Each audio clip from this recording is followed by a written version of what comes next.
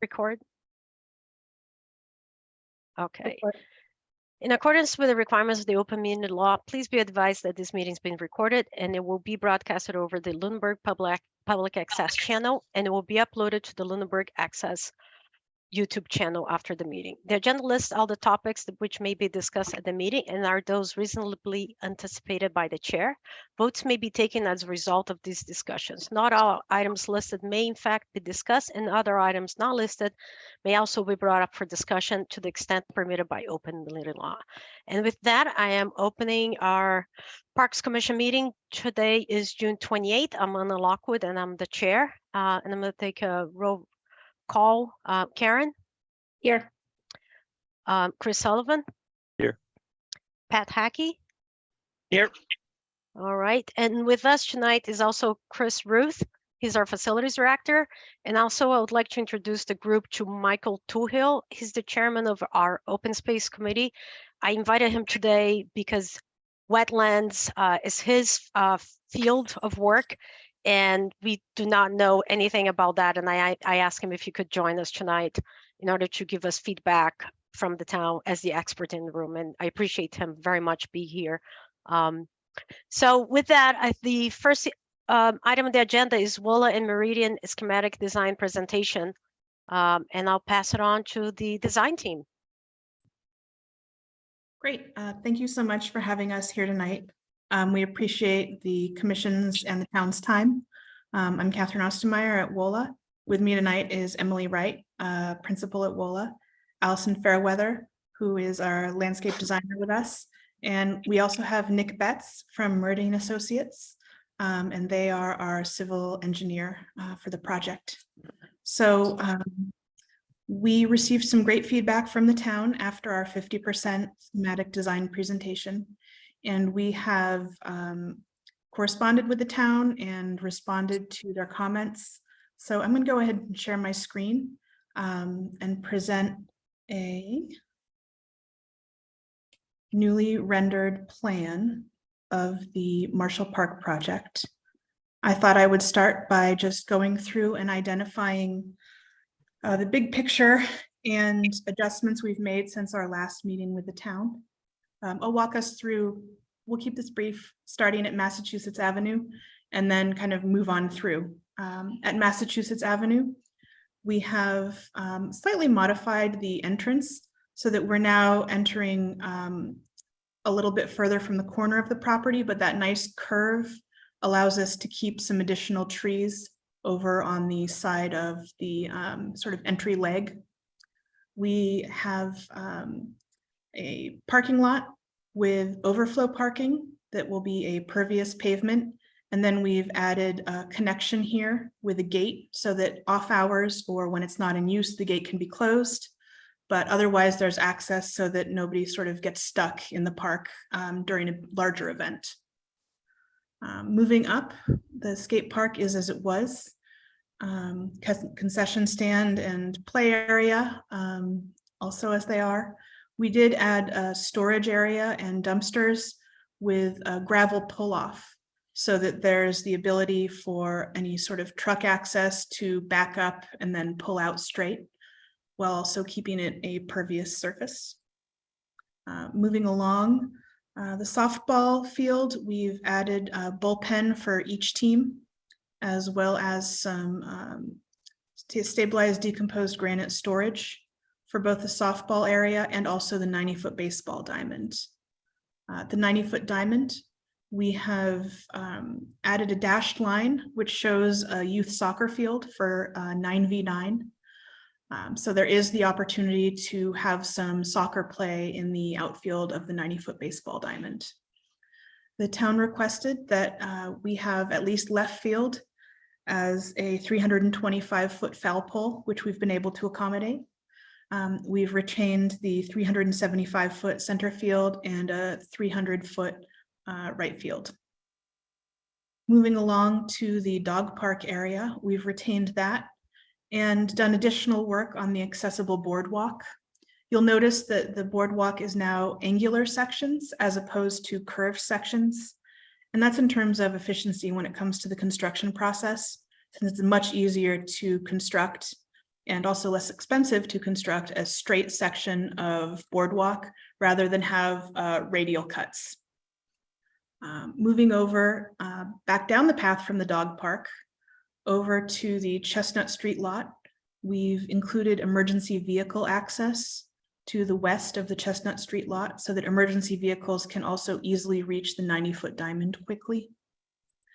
And last but not least, a change has been adding a pathway along the edge of the Little League field, connecting down to this loop by the skate park and playground. And that concrete walkway connects to the boardwalk system so that there is a loop from the dog park out to the boardwalk overlook at Marshall Pond. And then you can come back through and take a turn and complete the loop by coming out closer to the center of the park. And that's all proposed accessible. So I think those are sort of the big picture changes. Is there anything I've missed, design team? Nope. Okay, great. So with that, I'm happy to roll into the schematic design document package. We'll go full screen. So we've updated the cover sheet with our new rendered plan, as well as a drawing list, including the existing condition survey, the civil sheets, which include grading plans and utilities plans for different sections of the park and the park overall. And then we have the landscape drawings, which include site preparation, layout and materials, as well as the planting plan. With that, I'll turn this over to Nick Betts from Meridian Engineering, and he will, first we'll scroll through the survey. And then Nick can take over and roll through these schematic design documents for the civil scope. Thank you, Catherine. So yeah, she pretty much covered all of the changes that we discussed at the 50% meeting. We were able to accommodate that additional access to that gravel overflow lot and proposing a gate there so it can only be used when needed and doesn't attract traffic when not needed. As far as the grading, the site is pretty tight. There's wetlands on the west side of this lake here, so we pushed development to the east side of it. We maintained the existing kind of disturbance on site by the existing access road that currently is out there. We kept everything within that footprint or east of it, so we're moving farther from the wetland, but we still are in jurisdiction of the wetland because of the buffer zones. Because of the high ledge and the B soils out there, we were unable to get recharge out of our stormwater features. So a lot of the grading that you're seeing on this kind of between the proposed access road and the gravel overflow lot is considered more of a country drainage where it's a shallow depressed area, a soil that can be vegetated that will actually collect some of this water from the pervious and impervious surfaces and direct it to another shallow basin where it can then overflow into our stormwater structures. Off grading had to be done at a 2-to-1 slope, which is a little steeper than you'd like to do, but it helps you minimize the footprint of your development, and it can be easily stabilized with erosion control matting and plantings. So as long as you get that stabilization, the slopes will hold up fine. The parking lots are graded for a 2% slope to allow for positive drainage, but not also allow for accessibility standards and general good practices for parking lots. And the pathways have all been graded out to a maximum of 4% to allow for universal accessibility on all pedestrian pathways. Next slide, please.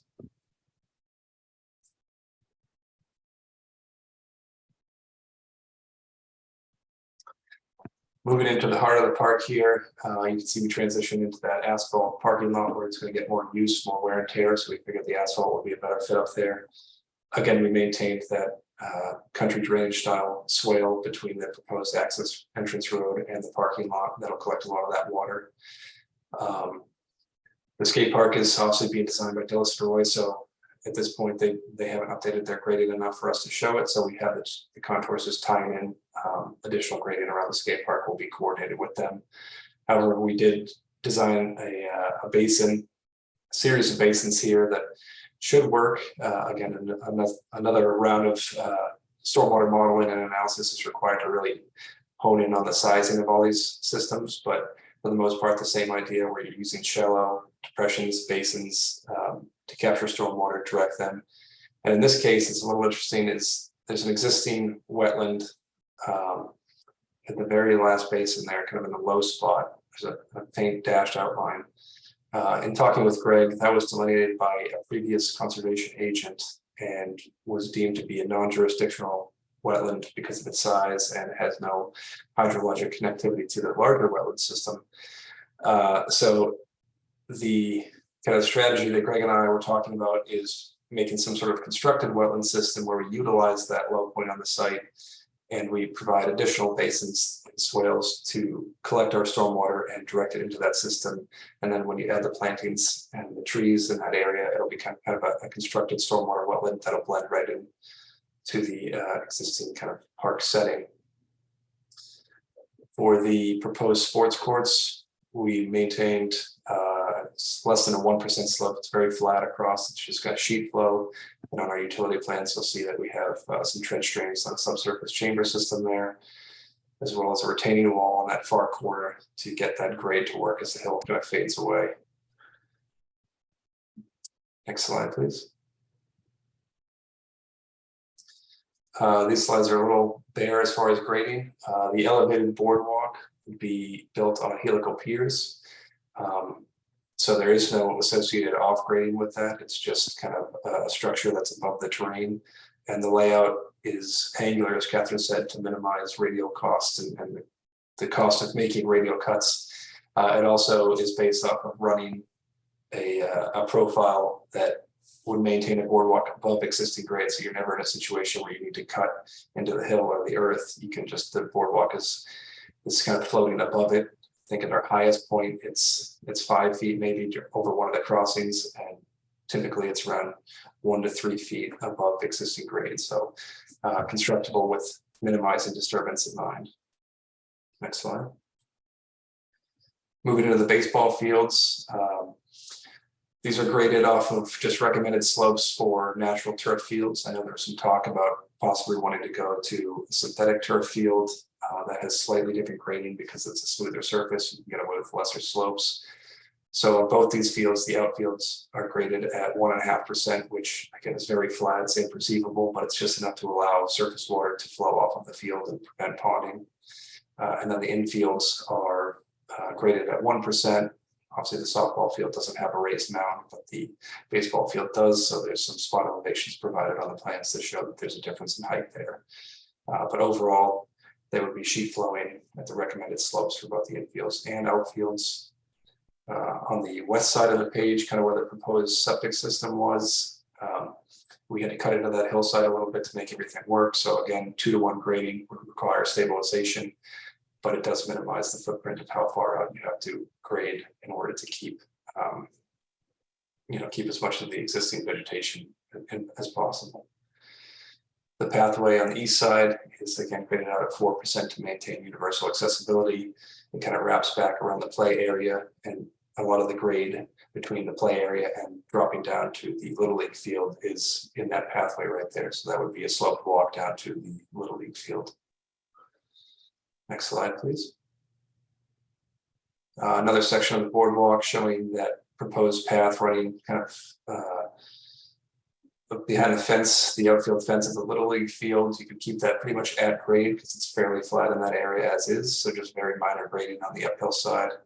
And then the first kind of overlook pavilion there, or overlook a section of the boardwalk, would start to that helical pier construction, where you're keeping the boardwalk about 1 to 3 feet above the existing terrain and minimizing any sort of disturbance by using the helical piers versus a graded path. The boardwalk, because it's elevated, we could make it 4% as well. So that path is also universally accessible in its entirety with level landings at each of the kind of the geometric intersections. Next slide.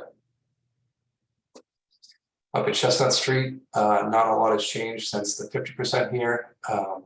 In order to get separation from 4 feet of separation from groundwater, we raised this parking lot so that there's a wall on the field side of this, about 4.5 to 5 feet tall, that allows us to put in a subsurface chamber system and get the required 4 feet of separation from groundwater. It also makes a much gentler entrance and exit from Chestnut Street. So currently there's a pretty steep slope going down to the field.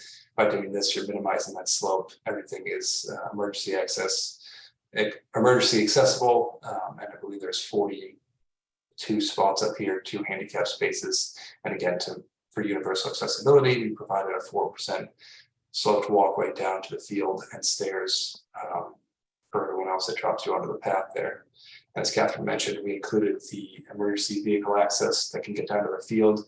We were just able to squeeze it in. I believe that's a 12-foot wide space between the wall and the property line. And that would be done with a reinforced grass pave or gravel pave that would accommodate the H20 loading of emergency vehicles, but allow them to get access to the main path that leads to both fields. Next slide. The dog park area doesn't really require a ton of grading because it's just being put over the top of the existing basketball courts. There is the path that leads down, which kind of runs along an existing retaining wall on the west side there, again graded out for accessible universal accessibility. Because of the steep slopes leading to the existing staircase, we did need to extend that retaining wall approximately 60 or 65 feet just to make up some of those grades. Otherwise, you would be grading way up the hill and disturbing a lot more.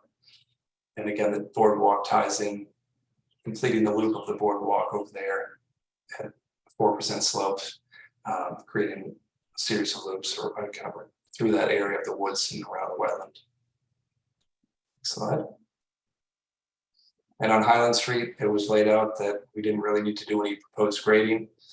It's kind of an existing flat area of the site, and by maintaining, with 1 or 2 feet of grade change, there was really no significant grading needed over here. So nothing to show on that sheet. And then going through, they're going to look very similar. I promise they're different. These are utility sheets. There are lines that weren't on the previous sheets. There's electric, water, and sewer lines. And then the blue dash line that's fairly hard to see is proposed stormwater features. So again, going back to the DEP requirements, where we can't take credit for certain things that don't meet the standards or the profiles that are needed for DEP compliance. So we're really just using the blue as what we would take credit for moving forward with permitting to the DEP.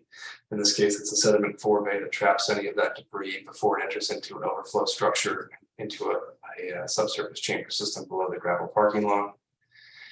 The existing utility pole is currently on the right side of the entrance driveway. If you pull into the park, we would need to relocate that to the left side. You can still maintain a connection to the existing poles in Mass Ave, but if you move that to the left side, we could drop the utilities from that pole down to underground utilities, so you wouldn't have telephone poles running down the middle of the site. And from that point on, all the electric lines would be underground lines. Proposed water line would tie into Mass Ave. We didn't have any survey information about existing water lines in Mass Ave. I'm assuming there is one there, but that would tie in and feed into the park, as well as our sewer connection. We know there's a sewer line there, and we talked about alternative ways to get a sewer system for that proposed pavilion. Given the elevation change, that really isn't much between the two. You have to go with a force main system, which would be actually easier to design because it's a thinner line that can go up and downhill, and it's pressurized with a grinder pump that sends it out to the street before it goes into the manhole and gravities into the sewer there. So that line is running through the kind of center of the gravel lot and then under the paved areas in a more direct line to the pavilion. Next slide. On the sheet, you can see the basins that I spoke about, all highlighted in blue. Those would all be stormwater features, kind of a constructed wetland system. And in the parking lot, we have a sediment forebay that can capture some of that sediment before it enters into the system. We're also utilizing a catch basin to get a lot of the surface drainage from the asphalt lot. which would require a water quality unit to get its TSS removal before moving into stormwater wetland system. Same thing for the proposed sports court. There's a subsurface chamber system that we were able to get recharge from because we're mounting up that corner of the site so we can get the 4 feet of separation. And the trench drains running along the east and south side of the sports court would capture surface flow and direct it into a structure, taking it down to the subsurface chamber system. The electric transformer, we thought a good spot to locate that where it would be accessible would be over by the storage. So kind of where her mouse is at the top of the loop there. There are some bollards around it which are required by code for electrical transformers near vehicular traffic. And from that point, we kind of split off to the pavilion and then continue it down to the existing kind of concession stand at the Little League field. And we also pull the power north to the softball field and 90-foot diamond. Same goes for the water. The water line runs in there and has a series of shut-off valves, so you can isolate sections, but there would be a water line connection to the proposed pavilion, a water line connection to the existing concession stand at the Little League field, and then water running north to everything between the two fields, the softball and 90-foot diamond. Next slide, please. No utilities on this sheet.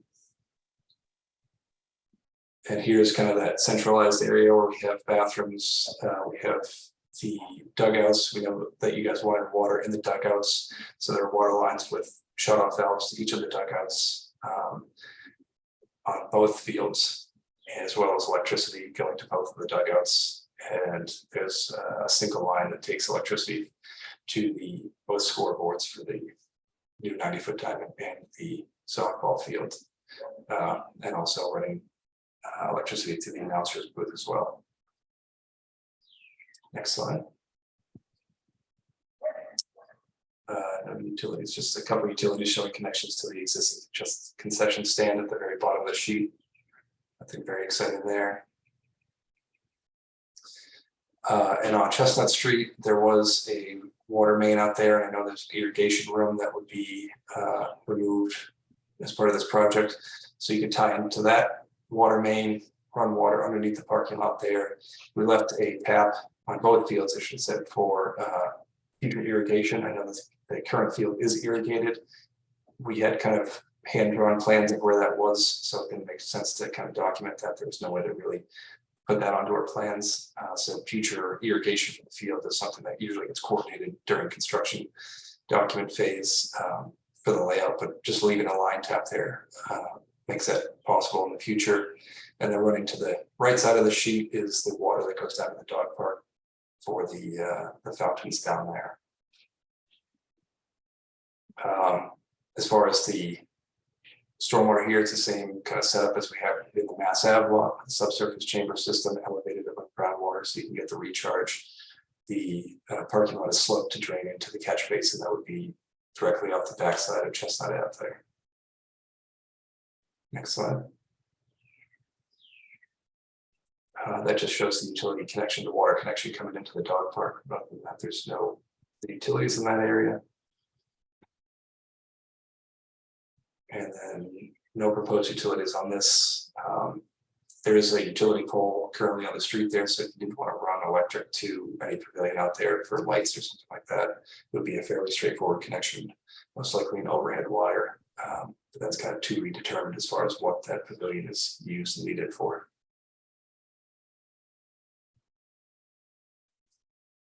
All right. I'll hand it back to Catherine. Thank you so much, Nick. Moving into the site prep and demo plan, we have the overall plan, which highlights the 3 major areas that work is being undertaken, sheet 101, 102, and then 103. And I'll go through each of those in detail so that everybody can see a little better. 101, here we are with the site prep and demo for the Chestnut Street portion of the park. What we've done here is I identified all of the above surface elements which are to be removed, to be retained, or to be removed and stockpiled for reuse. I'll go briefly through these because there's a lot of detail in here. removing fencing and the flagpole, any of the irrigation sort of shed up here, removing benches and additional fencing where the 90-foot diamond is presently. We're calling to stockpile existing dugouts for reuse, the bullpen to be removed. You'll notice that we've keyed in many of the memorials, or all of the memorials, to be stockpiled and safeguarded for reuse. So those are typically called out as A's or B's. A fieldstone wall is to be protected. That is a historic wall that was funded with federal dollars. So we've provided a protection fence around that, as well as around existing trees, an existing boundary wall here, and also at the Little League field in areas where there will be no disturbance to prevent any construction incursion onto that field. We've also noted trees which will need to be removed, whether as part of grading activities, new amenities, or as part of the proposed septic field here at the western side of the park. Baseball field, bleachers, the scoreboard to be removed and stockpiled for reuse, as we are also doing with the memorial sign and bench. So that's the sort of overall for the Chestnut portion of the project. Moving to the Mass Ave side of things, there's a fair amount of tree removal in this area as we're opening up the park and providing additional access, accessible pedestrian routes, and parking, as well as for the skate park area, which is the T-ball field is to be removed. And also in the central park area, removing the existing playground equipment. And also stockpiling the memorial sign that is up front for Marshall Park presently. At Highland Street, we've got our limit of work here, which is around the existing pavement, which is to be saw cut and removed, as well as limited tree removal here to provide access and also a space for a pavilion to overlook Marshall Pond. Moving into the layout and materials plan, this is where we identify the materials and overall dimensions for all of the proposed amenities for the park. We also provide kind of space holder keys that will eventually, as part of construction documents, direct contractors to details for each of these amenities. Beginning with the Mass Ave side, we have the entrance drive, which is a bituminous asphalt. We have proposed light fixtures. We have 15-foot height poles running along the entrance to provide illumination in the evening. We also have the pervious area, which is the overflow parking, with a proposed gate to limit access in after hours.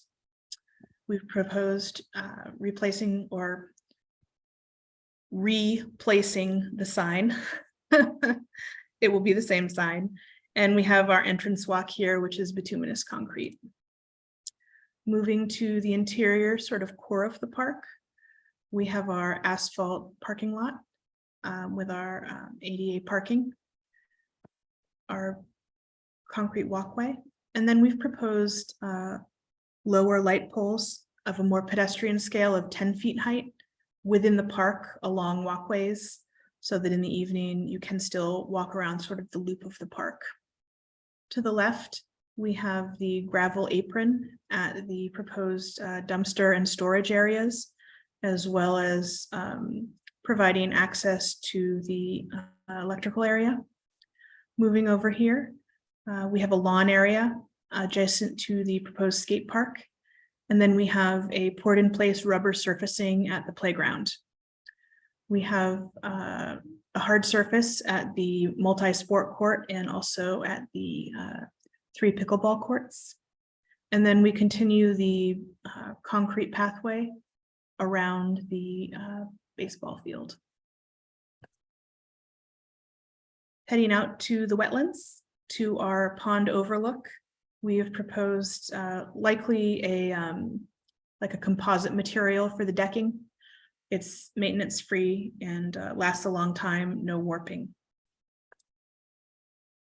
Moving to the 90-foot diamond and the softball field, we have provided bullpens for each team, as well as dugouts, an announcer's booth, and a storage area, as I identified for the decomposed granite storage, as well as some gates for access to both fields.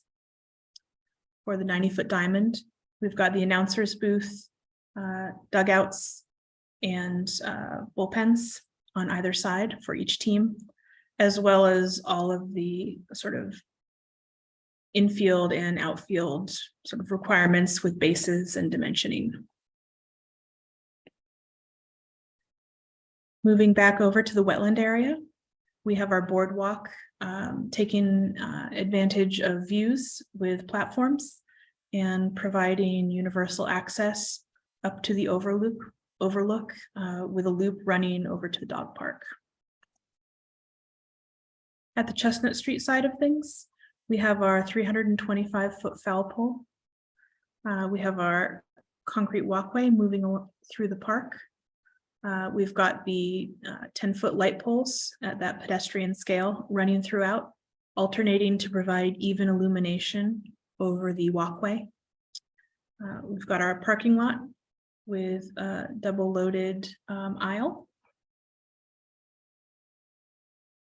And then moving over to the dog park, we've got the sort of existing walkway down, which connects to stairs, which will likely be new. We've also got an extended wall, which will be added on to the existing historic wall, as well as a new set of stairs providing direct access from the universally accessible pathway down to a walkway which connects both the small dog portion and the large dog portion. We've proposed dog watering stations as well as waste disposal areas to ensure that dogs' needs and also future funding requirements are met. Here we see the connection from the walkway to the boardwalk.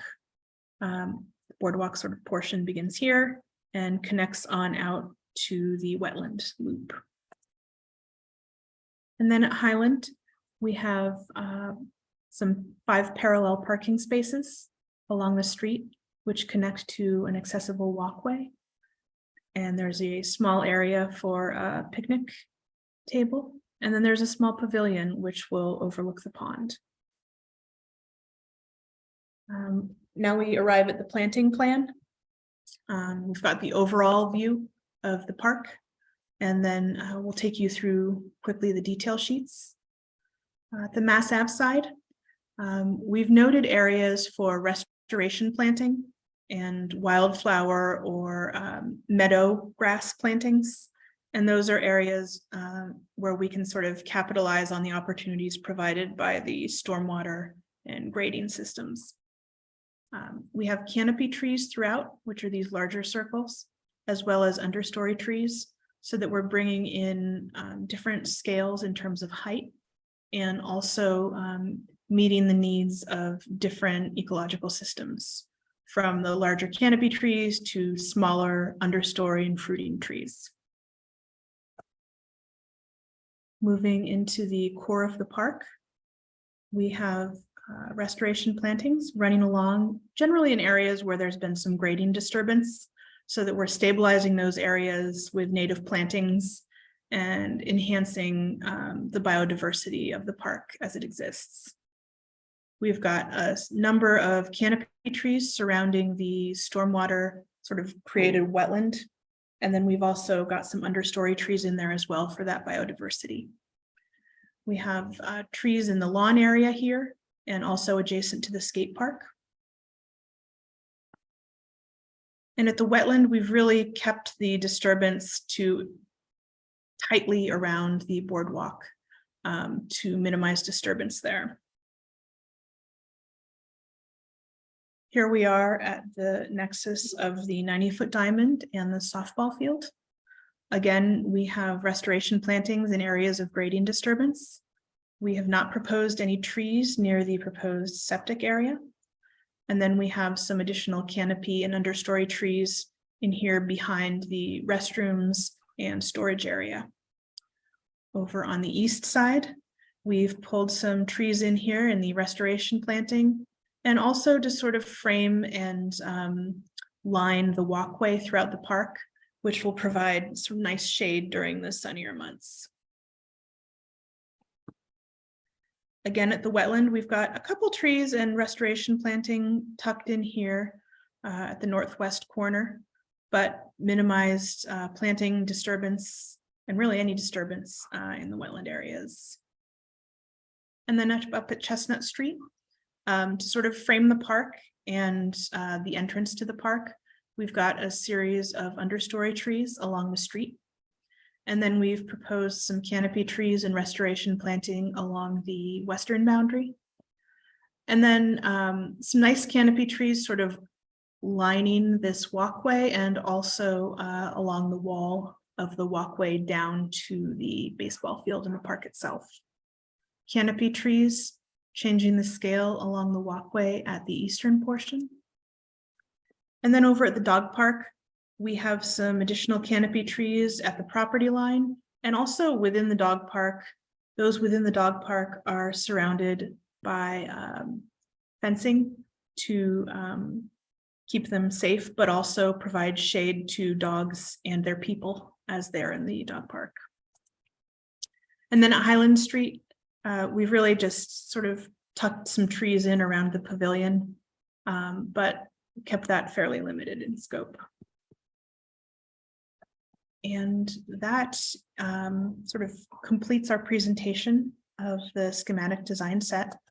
We're happy to answer any questions that you might have and hear any comments that you might have as well. So we appreciate your attention. Thank you, Catherine. So I'm going to start by opening up to the commissioners and Mike Toohill, if you'd like to join us, since he was invited. Karen, do you want to get started since you're the first one of my life side? All right, go for it. So as the person that's been on this commission now the longest, starting this project, to see this tonight is just, it's amazing. I appreciate all the work you guys have done to take our feedback into consideration, especially around an additional exit down at that overflow parking area. I actually have nightmares quite often about parking lots, so that I really was happy to see that added. Overall, I think it's looking great. Some of this is way beyond my pay scale, so I know you don't hear me admit that very often because I'm a master at everything in my own head. But what I am seeing, I'm very happy with what I'm seeing. So this is awesome. Thank you guys so much. All right, thank you, Karen. Chris Sullivan, do you have any questions, comments? This looks great. It's really nice to see, this coming to fruition. A couple questions came to my mind. One being the access point, the emergency access point on Chestnut Street. If that was gate, I didn't hear anything about a gate there, and that may not be allowed to have a gate there, but where that entrance is right next to the driveway, just if a gate was allowed to be there, that might be a good idea, just to avoid someone taking the wrong entrance into the Of course, into the area. we'll take a look at that. Absolutely. It will be lawn, so it shouldn't be confused with the asphalt. That being said, it may be worth having a gate there just for overall security. Sure. Mhm. Along the wooded pathway, I appreciate the kind of the loop back around to reconnect the paths. Was there on the I guess the southern end where the Little League field is and where there's that right angle turn? I'm pointing at my screen like you can see me pointing. Yeah, no, I'm gonna I'll make it full screen, and I think you can annotate, right? Hopefully. I Don't know if you can. Okay, I'm not sure. Um, Anyway, the right turn, the right angle turn to the south, a little bit south of where you are there. Yeah, that, is there a means of swinging a line off of that back right to the Little League pathway? Like where kind of roughly somewhere in that I realm? think Nick can correct me, but I believe that there is a substantial amount of topography there that we get around by having sort of this long run. But a direct path from this point to the Little League field, those are 1-foot contours.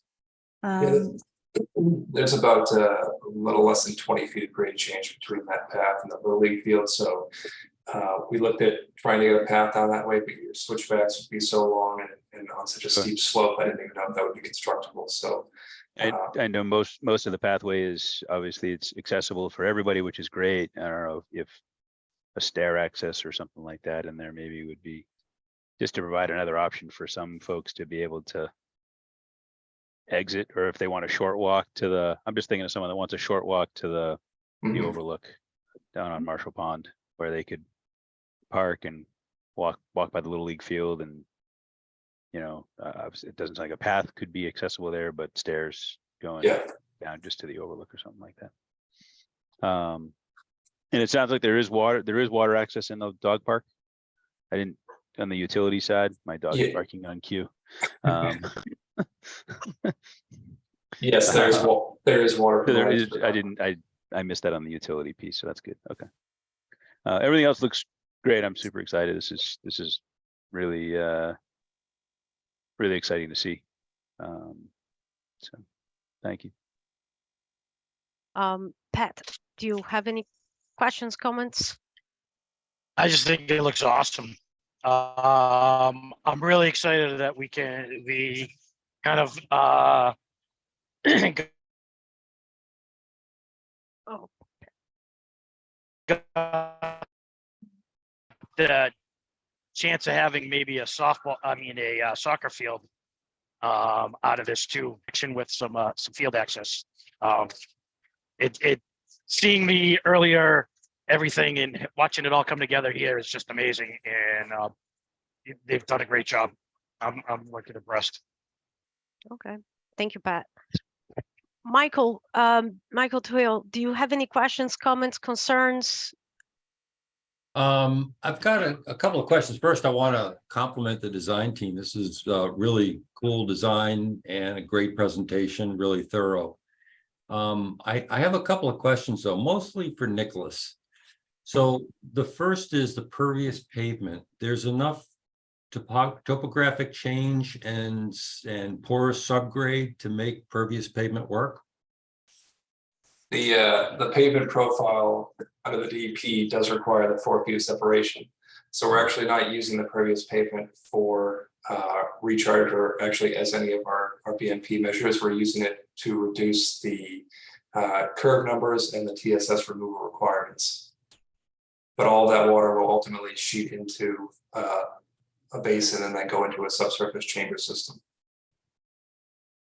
Okay, we could talk about that later. That kind of answers my question.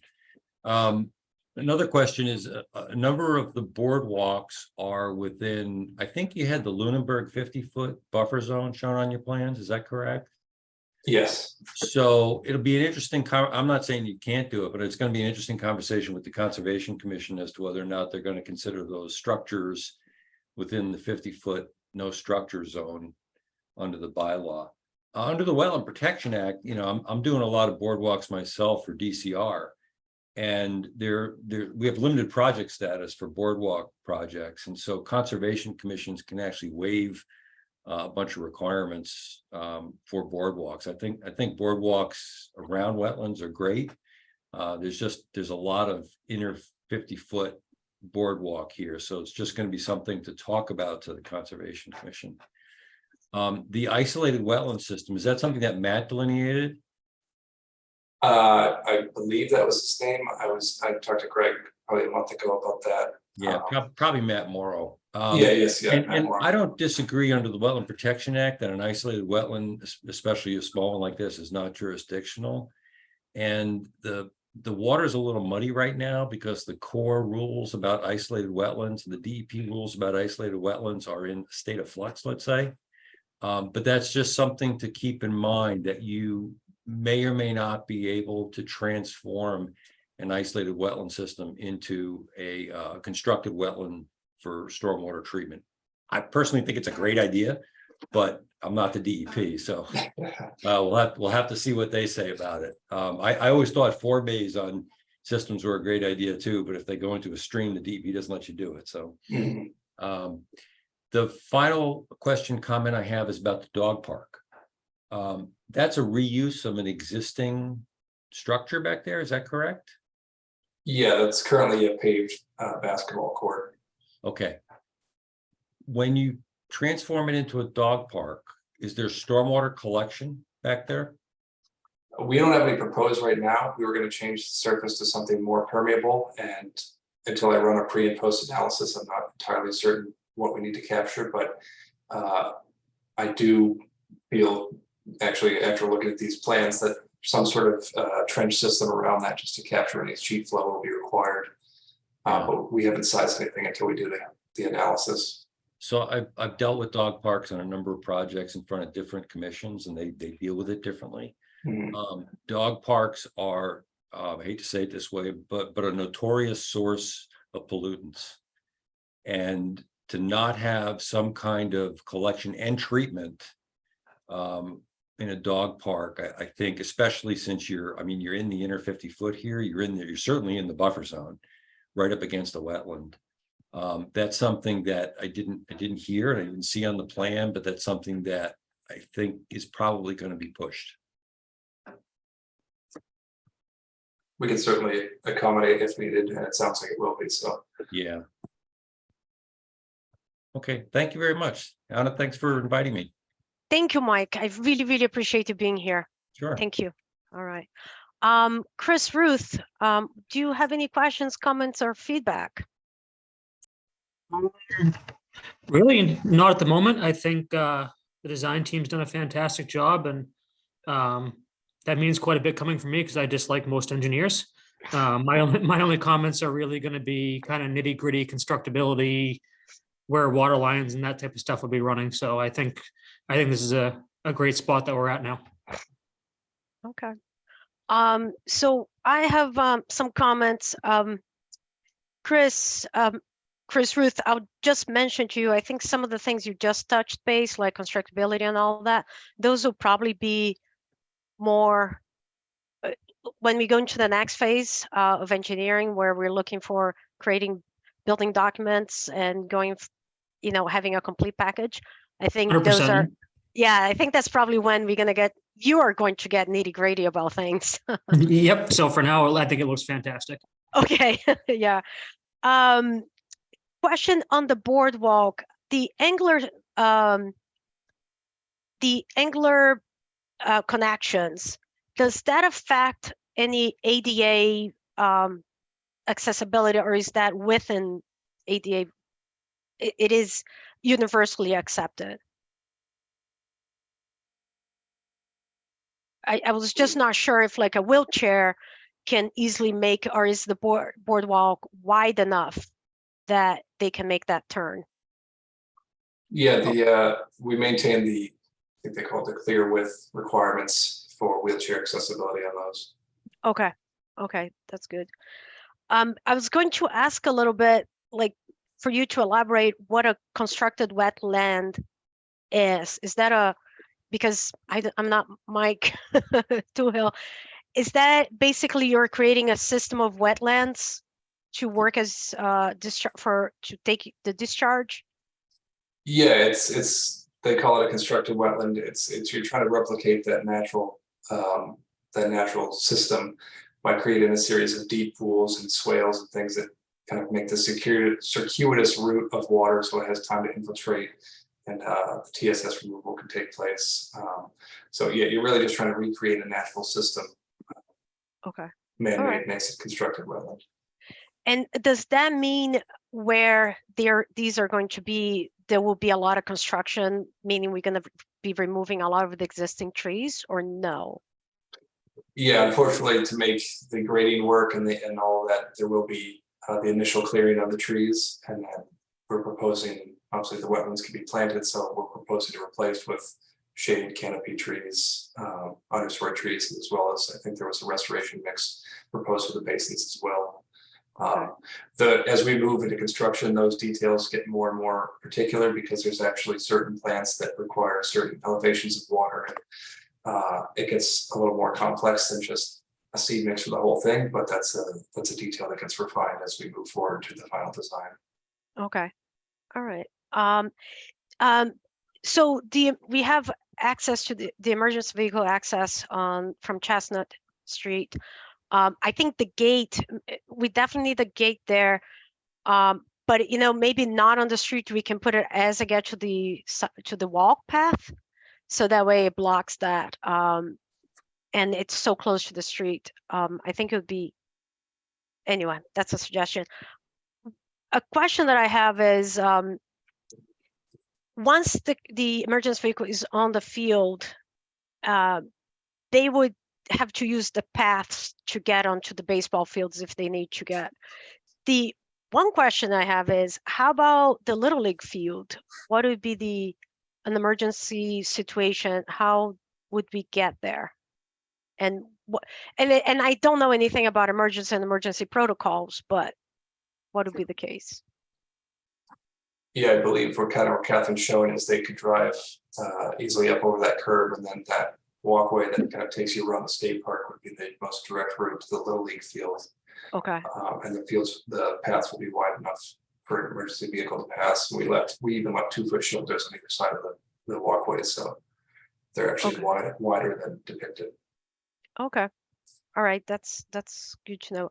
The sewer line we have talked about, you know, this park is built on ledge, and I think we had talked about different ways to get the sewer and the water in. Is there a specific method that we're envisioning using?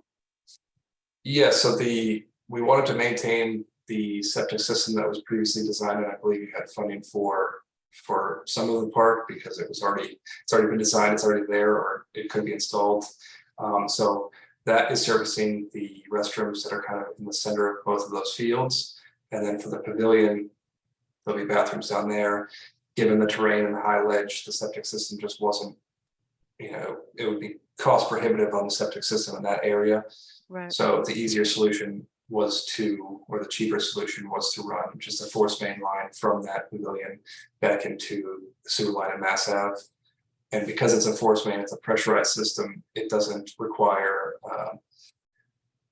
you know, the 2% slope of a typical gravity sewer main, because you just don't have the elevation change between that proposed pavilion and the main Mass Ave street. So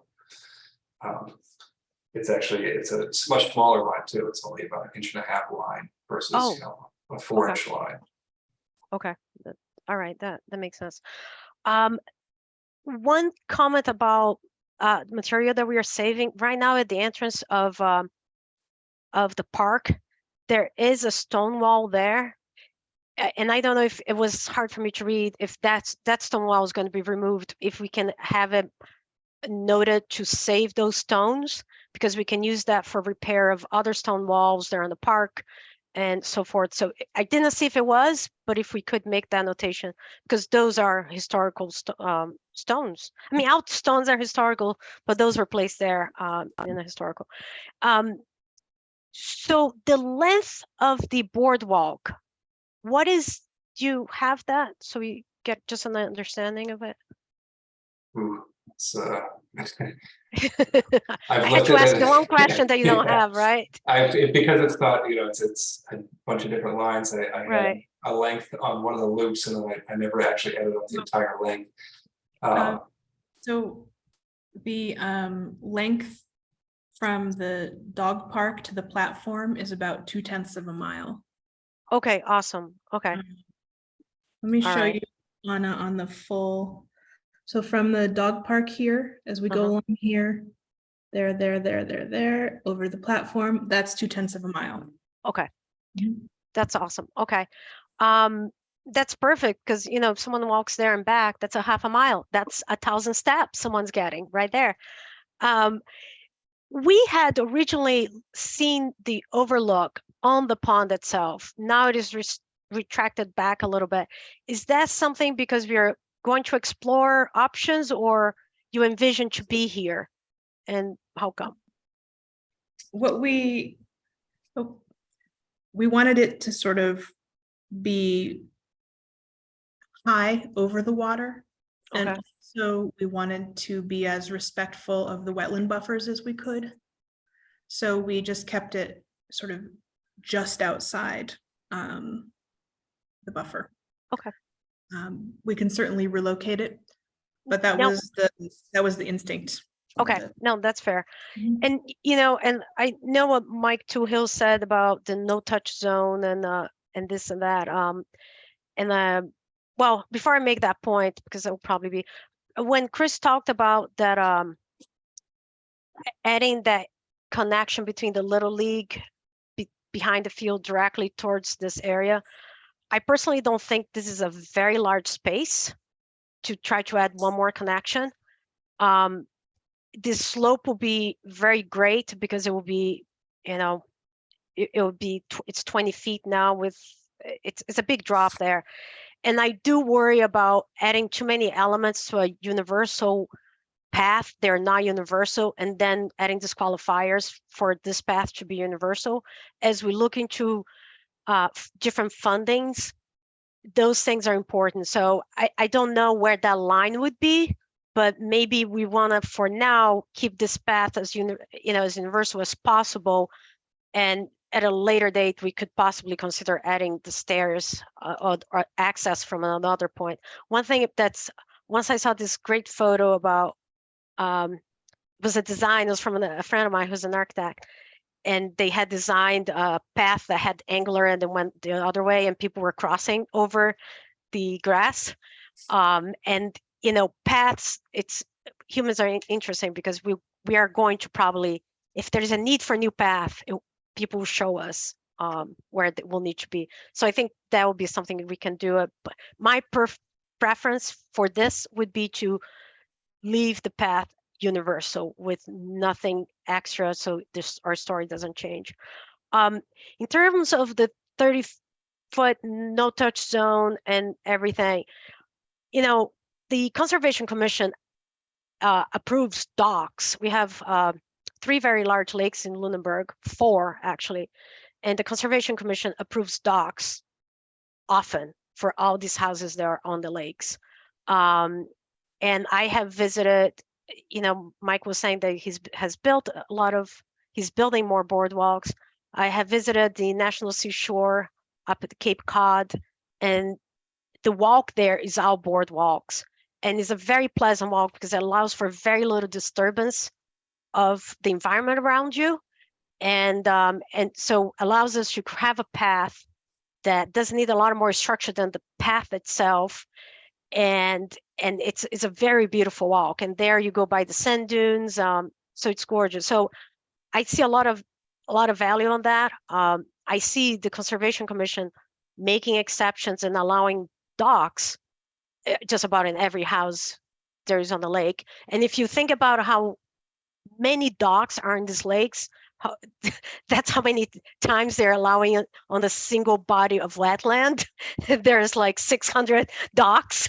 The other thing that I hope the Conservation Commission will feel compelled to is, the town has put up a lot of money to buy conservation land. Lunenburg has a lot of open space that's conservation land.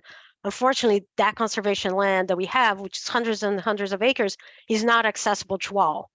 And here we are building a walk that's going to be maybe a total of half a mile for the people that cannot get on that open space, that cannot go for the half a mile at the Lane property, at the small town forest.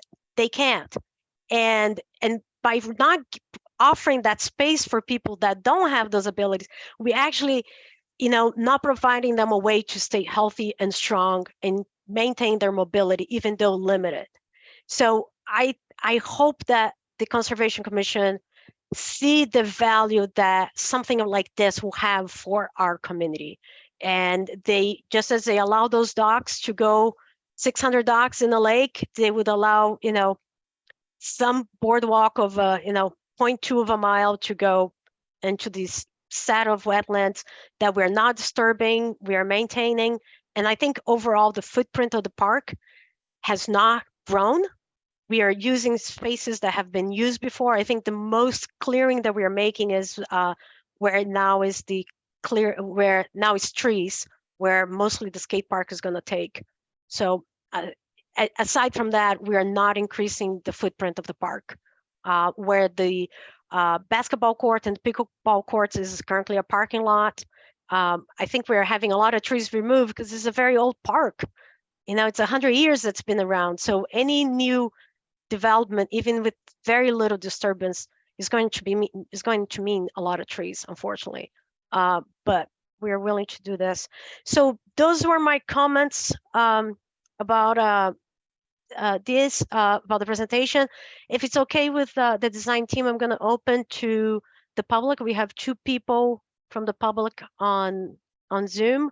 If any one of them would like to speak, feel free to unmute yourself. Okay. All right. Do you see anyone unmuting? Okay, doesn't look like we have any comments. Okay, so for the final round, any comments from the public about this presentation? Any questions? Okay, seeing none, I'll move final round. Does anyone from the commission or Mike Toohill or Chris Ruth have any questions? No? Okay. If it's okay with the design team, we'll probably discuss a little bit and see if we have any other feedback other than already discussed. And we'll probably drop you an email, if not the end of this week, early next week, just saying, these other thoughts came up. Great. Sounds great. All right. Thank you so much. This is a beautiful park. Thank Thank you. Thank you. Thank you. Bye. Bye. All right. With that, and Mike, thank you so much for being here. You can log off. I appreciate you being here. We're going to move on to the other items on the agenda. Next item on the agenda is Facilities Director and/or Recreation Director update. So Anna, I don't have any major updates this week. I've been tied up on a couple other projects. I'm not sure if that's Angela there that says iPhone. I know the first rec program written this week. It is. So I'll let Angela give an Wi-Fi update. issues. Okay. All right. So we did have our first program this week. It ran Monday, Tuesday, Wednesday. Definitely smaller in numbers, but we have a lot more numbers coming. So I think we're going to have a lot more higher numbers during the summer and the other camps we have running. I just wanted to say I did start doing some painting at the beach house just to kind of get it ready, looking better. Definitely still needs a lot of work done, but we did have some progress in that way. And then in terms of the swim lessons, we actually are already full for Saturdays right now. So I did close that off, just so you know. So we do still have some openings for weekday ones, but right now I guess Saturdays are completely full. How many kids is that? Right now, Saturdays, 36 registrations. Oh, wow. Yeah. We have 60, almost 60 in session 1, and then we have about 45 in session 2. So it's definitely high in numbers, which is good. I did talk to Liz today, and she did say that Saturday that's completely full. We can't take any more in that. So I did close that off to the public. Okay. Thank you. Yeah. And things at Town Beach are going well? I think so. So for the feedback I've gotten from the lifeguards is the scanning situation's been pretty helpful. So everybody who signed up for a seasonal membership, which right now it's 375 people. So 375 people have their own individual card now. The number is registered to them. So they just come in, get it scanned, and it goes right into the MyRec system. So we can keep track that way as well. So even if I'm not there, I can see how many people have checked into the beach house that day. And then they're also buying things through MyRec as well. So if they're doing a day pass, or they can even sign up for the seasonal passes there. The only issue with that is I then have to kind of just get a note that says who signed up, and then I have to register a card to them afterwards. So that's the only downside. Okay. That makes, yeah, but you know, you can leave it at the door for next time they visit. Exactly. Yep. That's good. I went there to talk with Liz the first day. I think it was the first weekend that was open, and she talked about the sand situation. There was a lot of rocks by the beach. Has that been remediated or gotten better? They were cleaning themselves. They were removing. She hasn't mentioned anything. Not necessarily to me, but I think that's more of a Chris question. Chris question, because I think we're getting some pushback from doing really a lot with that. Okay. Yeah. So on the sand, Anna, I'm waiting to hear back from Solitude to see if when they rake the weeds, they're able to pull sand up on the beach. Otherwise, we're gonna have to come up with a different strategy to get through conservation in terms of adding sand. Okay. The contract that you sent out for Solitude, was that just for the permit or for the whole work? The contract so far was just for the permit, and as of the end of this week, we can release the remaining part of the contract because it's an FY24 capital project. But Okay. we still don't have the permit in hand, so they couldn't start even if they wanted to. Okay. Is there a timeline for the contract for that? The contract, I mean, probably sometime end of next week, I would assume. It's not a whole lot of work to get it done. I'm more concerned with the permitting when I've left a couple messages with Solitude waiting to hear back. Yeah, I was thinking about that this week. Like, if they don't have the whole contract, the incentive there to put any man hour towards getting these things done are not there. They're aware they're getting the whole contract. So Okay. it was, he knew it was a procedural. As soon as I told him, he just said, "Are you waiting for 7-1?" And I said, "That's exactly it." And he said, "Okay, no problem." Okay. Okay. So, all right, that makes sense. And I guess, where are we with entering invoices and POs for charging to the accounts, parks accounts and everything for the year? I just spent all day doing that today. So it took me a while. So I did whatever I had. So some of them I opened the requisition for. I'm just waiting for a PO number. But all the invoices I have are now input into the system. So, but theirs are going off to Karen at some point, and I know she's been really busy lately. So Not me, not me. It's Karen. not you, Karen. Karen Bruscio, Other yeah. Just so everybody accounting knows. Karen. So the reason, and I know, Chris, Ruth, that we were tight on money, but I would hate if we have any kind of money left over on any of our park accounts when we're like scraping for money every year. And I know, so I just, so anyway, so I just want to make sure that, all of our accounts are well used. Otherwise, we're leaving money on the table that then goes back to general fund. At this point, Anna, we are cutting it about as close as we can with it. And as I'm sure you know, Karen from accounting is retiring as of Friday. So there's been everyone in town panic mode. So, but we actually moved some money into the accounts to make sure we spend it all and didn't have any overages.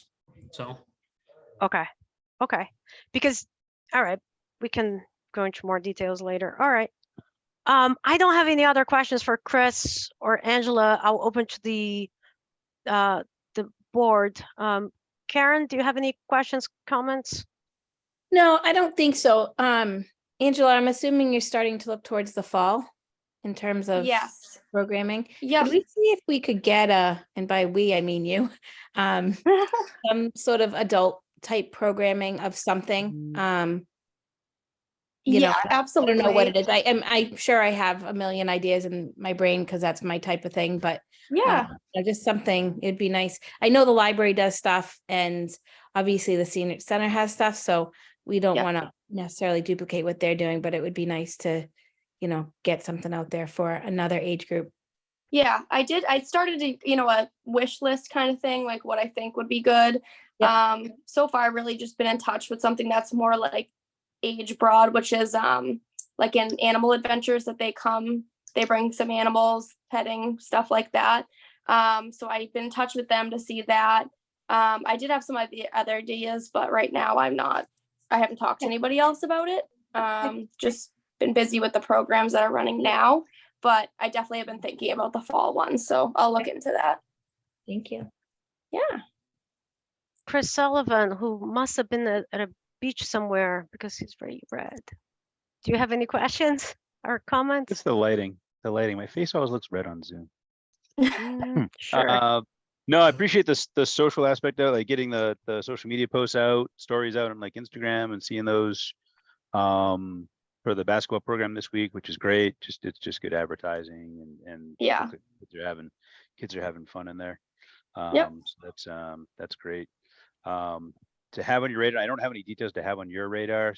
I'm on the Knights of Columbus at St. Boniface, and they are doing their Oktoberfest the beginning of September. And they had cast out like interest, like they messaged me about interest in parks, having a table and advertising things and so forth. So I don't really have any details yet, but I'll communicate that with you as I. Yeah, absolutely. Send the them my way first- and we can talk The about it. first weekend after Labor Day. Yeah, absolutely. I'll keep you posted on that front. The only question I had, like, I'm noticing a lot of activity at the culvert on Highland Street. Chris, is that it? I'm obviously just ongoing removal of debris, I suspect. But they definitely seem to be there a little more regularly than they have been in the past. Yeah, I think that's more related to the amount of rain we've been getting. I know Bill's been in contact with some of the folks in regards to something better beaver wise over there. But I'm not entirely sure where he's at with that one. That one falls a little bit more in his purview. Okay. But I can follow up with him and give you an update. Cool. All right. Okay. Pat, do you have any questions or comments for Chris and Angela?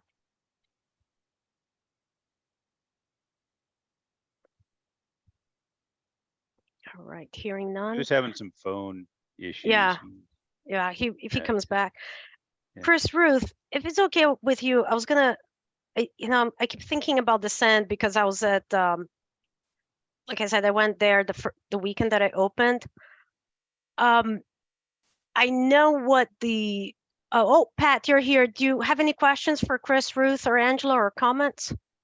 No, I was just apparently talking to myself. No, I'm just it's great to hear how the swim lessons have taken off this year. I know I don't recall what we had last year, but it seems like this is it really took off this year. So yeah, I'm super excited about that. But yeah, besides that, no, I don't have anything. Okay. Awesome. I think we opened them Excellent. early enough where it gave more availability for people to be able to plan their summers around it. Awesome. Yeah, it makes sense. So Chris, Ruth, about the sand, I know you had asked for 60 cubic feet of sand, a permit, right? And I know what they requested from you from the town was can we reclaim some back?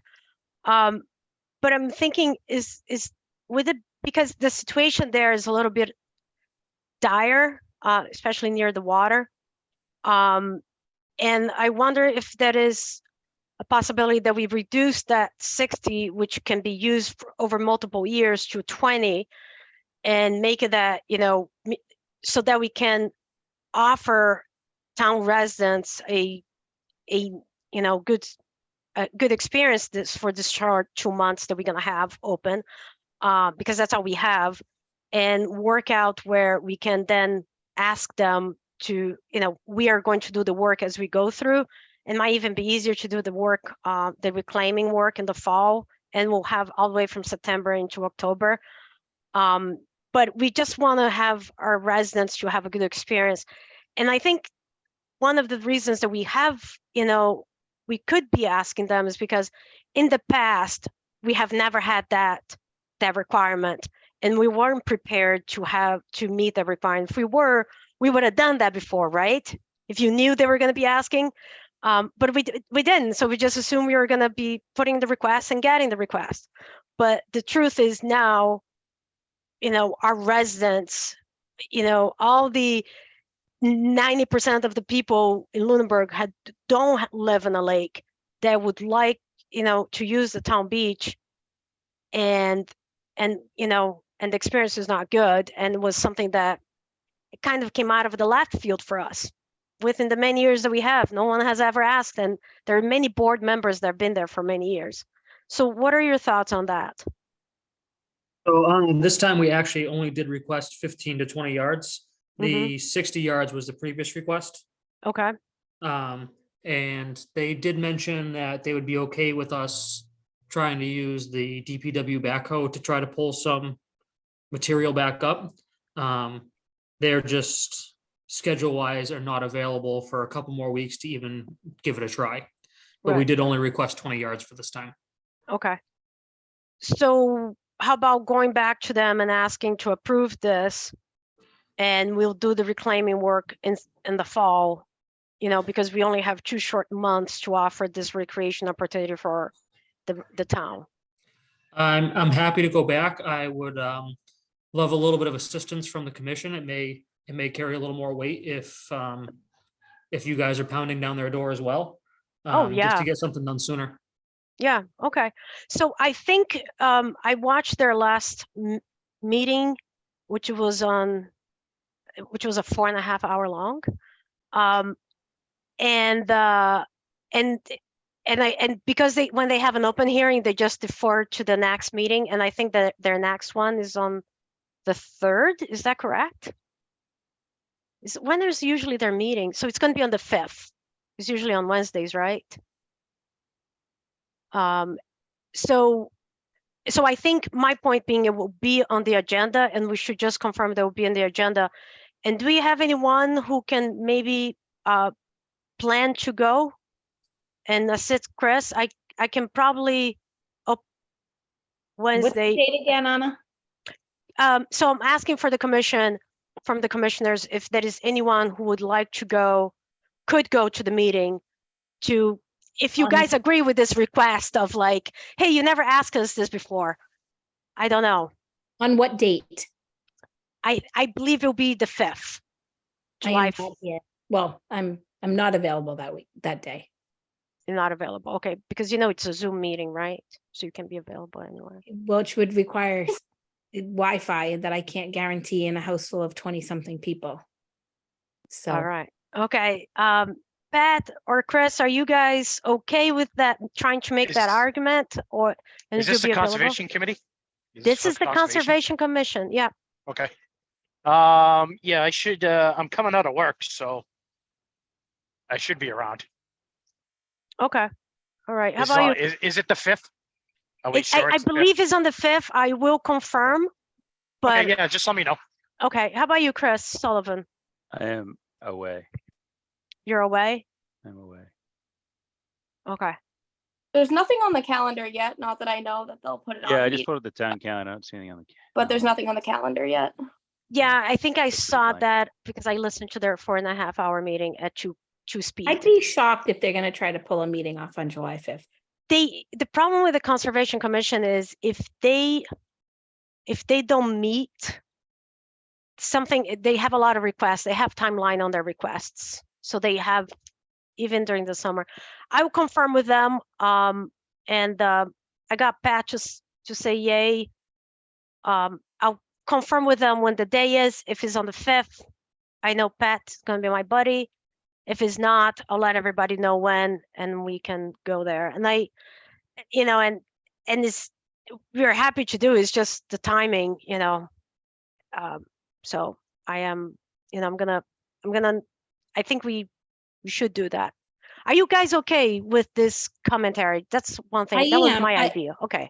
I'm fine with it. I think, and I have a feeling Ruth might agree with this. I think they're going to push back. And why they push back this year versus previous years, I don't know. And I had tuned into some of the previous year's requests. So, sometimes it's a new makeup of people. Sometimes Yeah. it's just, looking at. And I respect that. The thing is, there is a big difference, from what we're trying to do versus someone, and this is a new request. They can approve and make conditions on that approval. Right. So they could do that. And our town residents only have 2 months of, town beach that we can do it. What is their concern with us putting sand down? So, Have they and said why?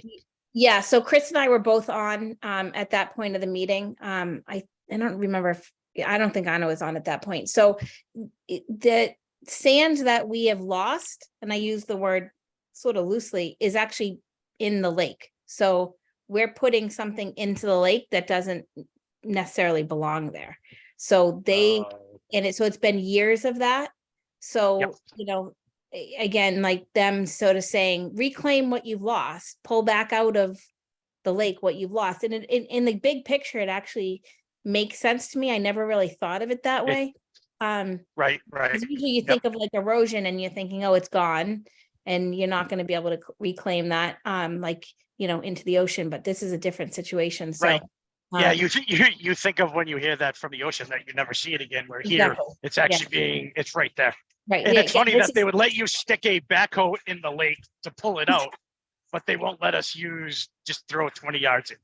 Well, that was an interesting conversation because Miss Ruth, wasn't the original thought, like somebody had said that we were going to have to manually remove the sand and. Yeah, so Karen, that was the suggestion they made, and Yeah. I think we should not mention any further because No, they may shut down the No. backhoe. yeah, Okay. Yeah. Okay, I get it.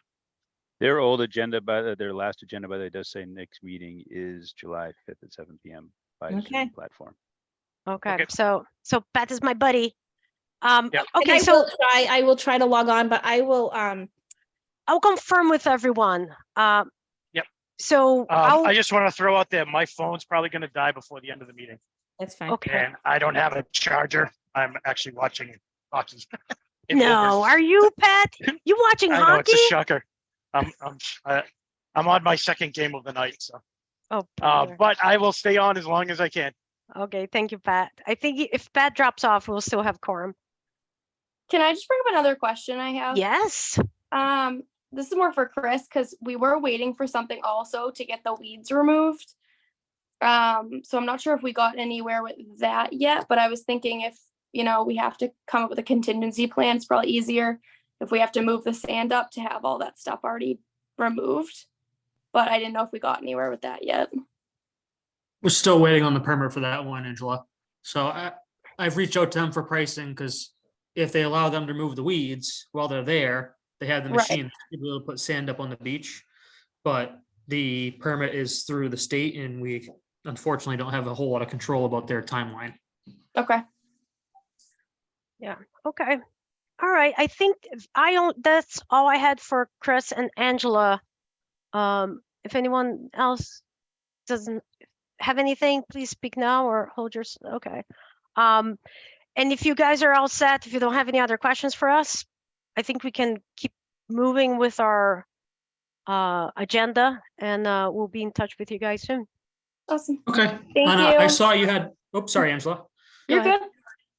I just saw you had beach house updates on the agenda. Didn't know if there was anything else you had for Angela or myself. No, I was gonna try to talk with see if we can, we're trying to do a community driven thing. So I was gonna see if what we are willing to do here, just to try to get some movement on that.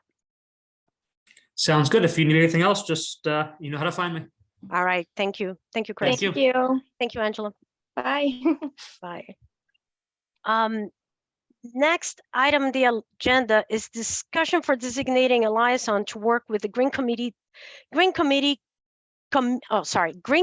Committee regarding Marshall Park renovation projects. So a few weeks ago, David Blatt was on the select board meeting, and he was talking about people were making their pitch for ARPA funds, and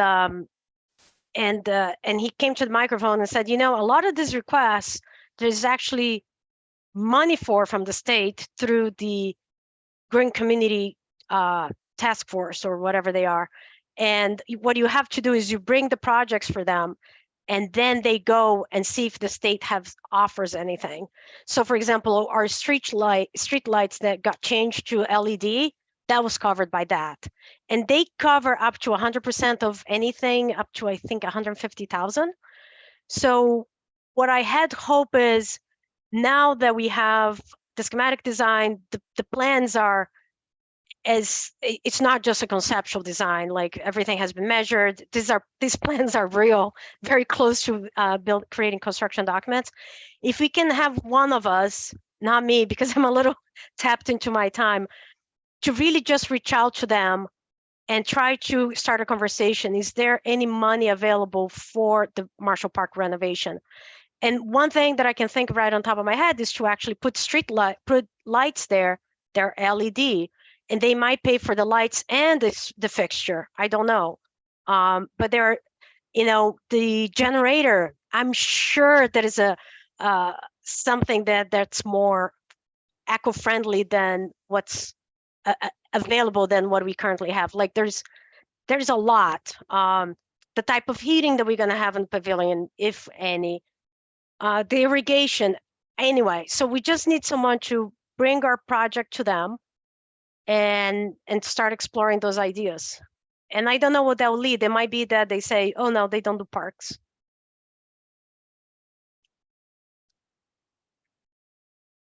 Do you need water, Chris?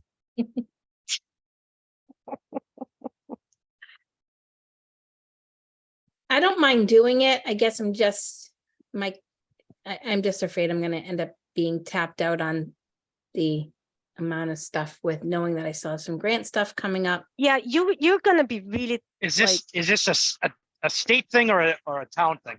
Town It's a thing, state- Pat. well, no, the money comes from the state. Yes. Right, but it's through the town committee. Yeah, it is. It's Okay. through David Blatt. I actually think Dave Bastios is on that committee, isn't he?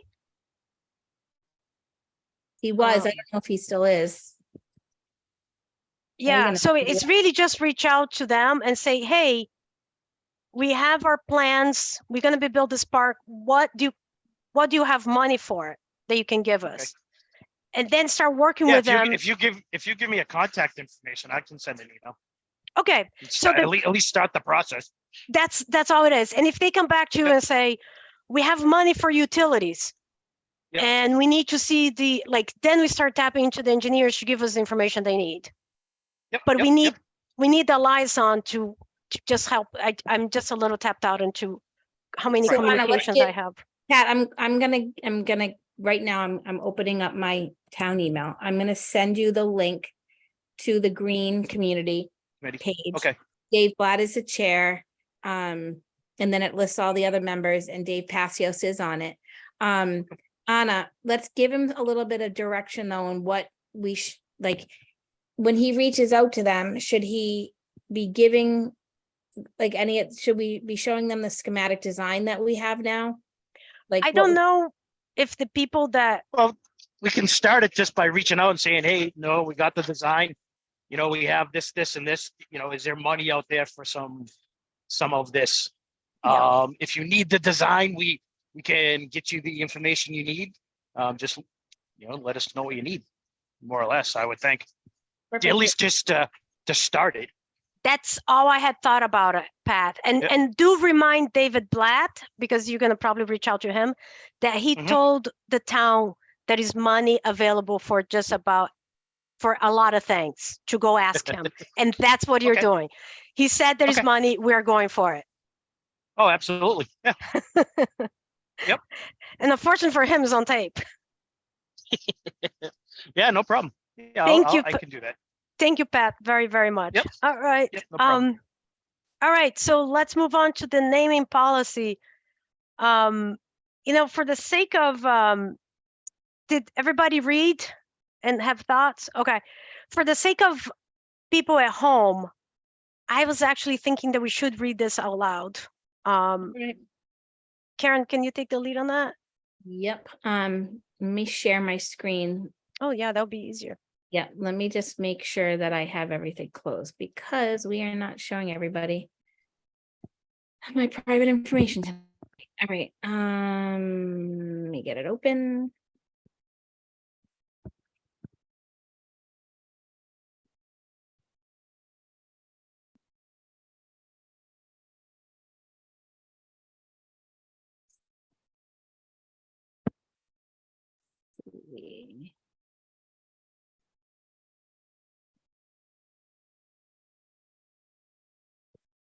All right, did that come up? Yep. Okay, so this is just the rough draft that I came up with a couple months ago. Obviously, anything and everything can be changed. So I did try to format some of this off of to follow similar to what the school committee has. So some of the verbiage may sound very familiar. So the Lunenburg Park Commission may choose to name or dedicate an appropriate area to honor an exceptional community member who has shown exceptional dedication to our park system, embodied excellence in community service, and contributed not only to local parks and recreation, but at a state and/or national level as well. This policy applies to all areas within the Lunenburg Park system, including but not limited to overall park grounds, fields, trails, paths, playgrounds, courts, wooded areas, viewing platforms, concession stands, buildings, and any other facilities or areas that fall under the management and jurisdiction of the Lunenburg Park Commission. The Lunenburg Park Commission reserves the right to determine which facilities or areas are eligible for naming or sponsorship opportunities and will ensure that any naming or sponsorship aligns with the mission and values of the park system. The naming of facilities or areas through this policy is intended to recognize individuals or organizations that may have made exceptional contributions to the community or may have supported the park system in a meaningful way. The Parks Commission will carefully consider all nominations and recommendations and will ensure that any naming or sponsorship aligns with the overall goals of the park system to provide quality recreation opportunities for all members of the community. That's clearly a duplicate of what's above, so that needs to be fixed. The Really Lunenburg good Park- language. It is. I don't know how I duplicated it, though. That scares me. The Lunenburg Park Commission believes that the naming of a new facility or part of an existing facility is a matter that requires careful consideration and support from the local community. Facilities that are currently named will stay as such for the duration of that facility's existence, except in extraordinary circumstances where new facts of a negative nature are brought forward, documented and verified by the Park Commission. This policy applies only to new facilities and appropriate areas in existing facilities and grounds. In all instances, a unanimous vote of the Park Commission is required. The purpose of this policy is to provide consistency and uniformity in the naming of the public parks and parks facilities. The name of a public park or park facility should be an appropriate representation and reflection of the park or park community. The criteria: a facility may be named after geographic location. A facility or space will be considered to be named after a person 5 years posthumously, except under extraordinary circumstances as determined by the Park Commission. The Park Commission will make determinations on a case-by-case basis and will include such factors as, but not exclusive to, moral character, leadership, volunteerism, community contribution, and/or historical significance. Appropriate signage and/or plaque with the name and other information commemorating that individual's contribution must be approved by unanimous vote of the Park Commission prior to its creation and subsequent installation. In addition to the criteria listed above, the Lunenburg Park Commission may also consider naming facilities or areas through sponsorship opportunities. These opportunities may allow local businesses or organizations to support the park system through financial contributions in exchange for naming rights. The naming of a park or of a park facility or area through sponsorship will be considered on a case-by-case basis and will follow the same criteria outlined in this policy for naming after individuals. The Park Commission will ensure that any sponsorship aligns with the values and mission of the Park Commission and will not detract from the overall quality and experience of park users.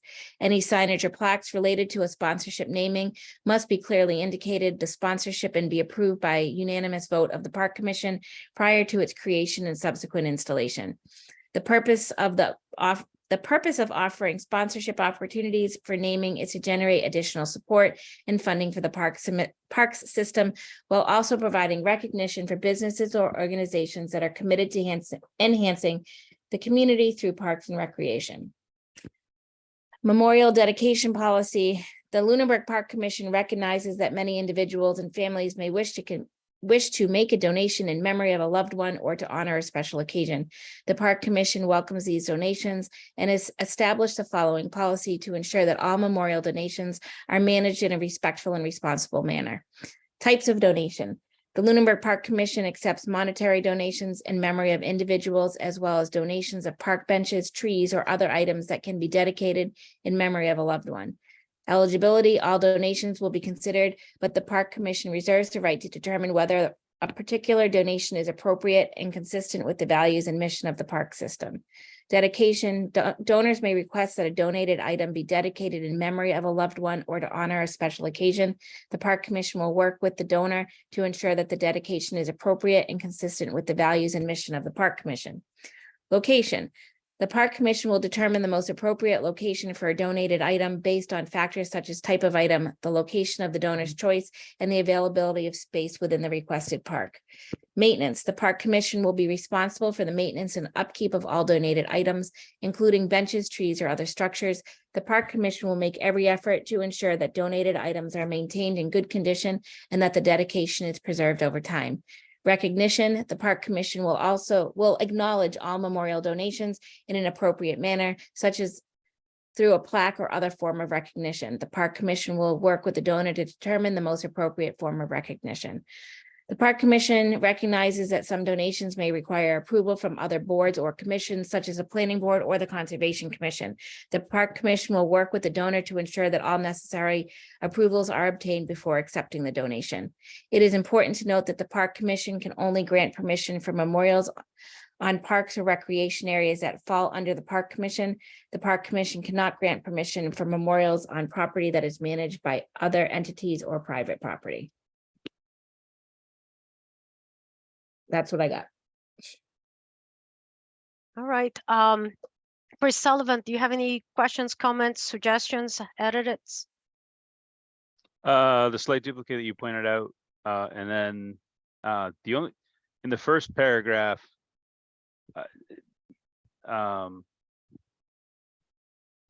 we say and contributed not only to local parks and recreation, but at a state or national level. When I read that, I read like they need to have done not only local, but national level. Is there an or? We can put an statement or there in. instead, or what? I don't know. I get the point of it. Like I guess I'm nitpicking a little bit. When I read it, I was like that it leaves it really broad. So some sort of and contributed at either the local or national, So something like that. I just changed it to embodied excellence in community service and contributed not only to local parks and recreation. That doesn't I make think sense. it would. I think you can and just contrib- remove not from and after contributed contributed. contributed to local parks and recreation sure. or state and national level as well. Okay. Yeah, I think that's fine. Yeah, Yeah. that was the only thing that so Yep. great job. It's great. It highlights everything. As I was reading the first part and I was like, what about sponsorship? And then I got to the sponsorship part. So Yeah. all So good stuff. Thank you.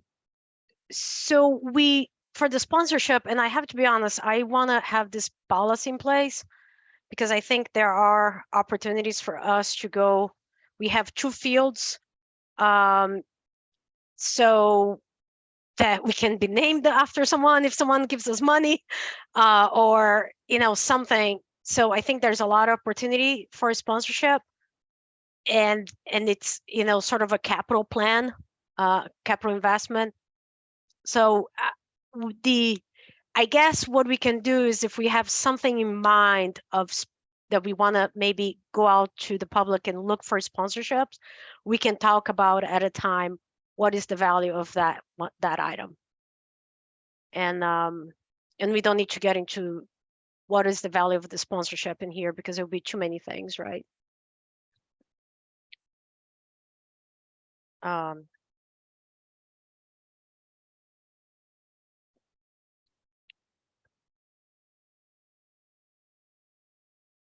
Okay, that was all my comments. Do we allow for, sorry, on the sponsorship side, the only, it popped in my, do we allow?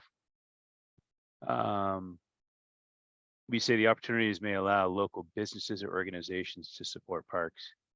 What, the only thing I'm thinking of, what about an individual or family as far as sponsorship? Like if I won Powerball and I said, I want to, Yeah, let me get to sponsor it and we'll change the wording. Where, could it be the Sullivan pickleball courts kind of deal if I want, if I, or whatever, yeah. Yeah, because like, It's towards the top of the second page. I see.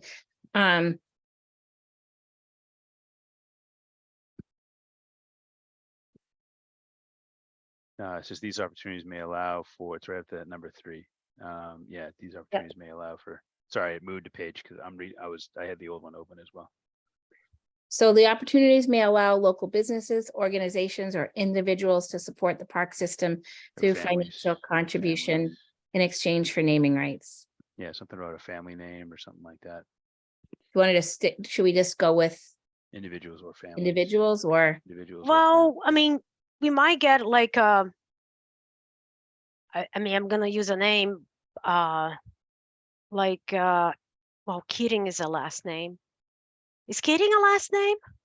Probably, but it's also a business. It's It's a a bus- business, yeah. but you might get, a business that want to, like, I can think of the Pink Flamingo company might decide to sponsor something. I don't think it needs to be just family name because it could be a Gillette. No, we already highlight business. We have local businesses, organizations. And Oh, then okay. I'm thinking families, or I would say maybe families or individuals.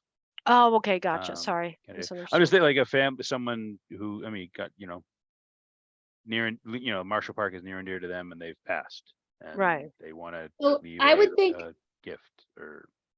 so I feel like the sponsorship part is like, so. I don't even know what I'm trying to say at this point. So I think that there's a part of like, donating in honor of somebody that something would get named. And then there's the sponsorship piece of it where, maybe they want to have their name on on a field or whatever. But they're, maybe it's a 10-year commitment that they're doing. I don't know. I feel like I've looked at this so many times. it's just. Yeah, spinning. I guess it depends on what they're naming, right? Cause I look at the scoreboard at the school and the realtor's still up there from the, I mean, whenever the scoreboard was up and the light bulbs haven't worked and Let's hope we don't fall under that. do fall to that. we, that's a well that should be dipped back into to fix the scoreboard. But here nor there, that's not our purview, but, I guess like, I hear what you're saying. Like if someone named the scoreboard at the 90-foot diamond, Which it has. Is there a time limit on that, or you make a one-time? So I think the gift and your scoreboard name was is a up there donation. forever? Yeah, I know what you're saying. idea. But So but I- something like that, like is your name up there forever because you made a one-time gift that contributed to something, or is there a time limit on that? So I think we could add so 2 things on that. So first, I know what you're trying to say, Chris, the scoreboard at the 90-foot was actually a donation. Okay. So it was a donation from the Rogers family on behalf Right. of their son, in memory of their son. I think it would benefit us to put something in here about, details of sponsorship sponsorship opportunities will be worked out between the commission and the, Party know, involved. kind the of thing. party involved, so that, it's what they're giving and what their expectation, and, it's, I don't think at this point, any of us have enough. Until we have somebody that's willing to sponsor something, I don't know if we're gonna have enough of a knowledge base to be able to say, this is what we should put in for a policy on sponsorships, like that it's capped at 10 years, that, we'll only take X amount of money, we'll only take, whatever it is. I There's a think lot that goes into it. I mean, there depending on is, how so- it's named and what's displayed Right. and how it's displayed, like there's probably more cost in taking that down than there is in, replacing it with a different name or whatever. So maybe The other, like the other question with the disclaimer. sponsorship piece is how would this policy potentially impact the skate park? Well, the If skate they park, had sponsorship opportunity, I know they're, right, so, they kind of continue the ongoing, they're continuing to, investigate sort of sponsorship opportunities for that and so forth. And so I just want to make sure so I'll take either that they're one. in line with this policy or we're in line with what their thoughts are or what have. Okay, so I have spoken with Anthony about this, and we laughed at it, like, what the conversation was I see that you're offering sponsorship of naming different things on the park. You gotta understand that that's a decision of the Parks Commission. And he said, no, I know, but we don't have any. I said, okay, before you get any, let's make sure we're on the same page. He said, okay. So I don't think, I think this policy allows for us, is broad enough that allows us to help them, right? To do that, including like the Little League has taken some sponsorship and they put some banners up and we have a deal with them. And I think this here kind of just, formalizes what we've been doing more than anything. And Yeah, I'd love to see banners for, baseball and softball and so during the season on the fence. Like if that's a Right. fundraiser for them, I wouldn't want to, and we didn't.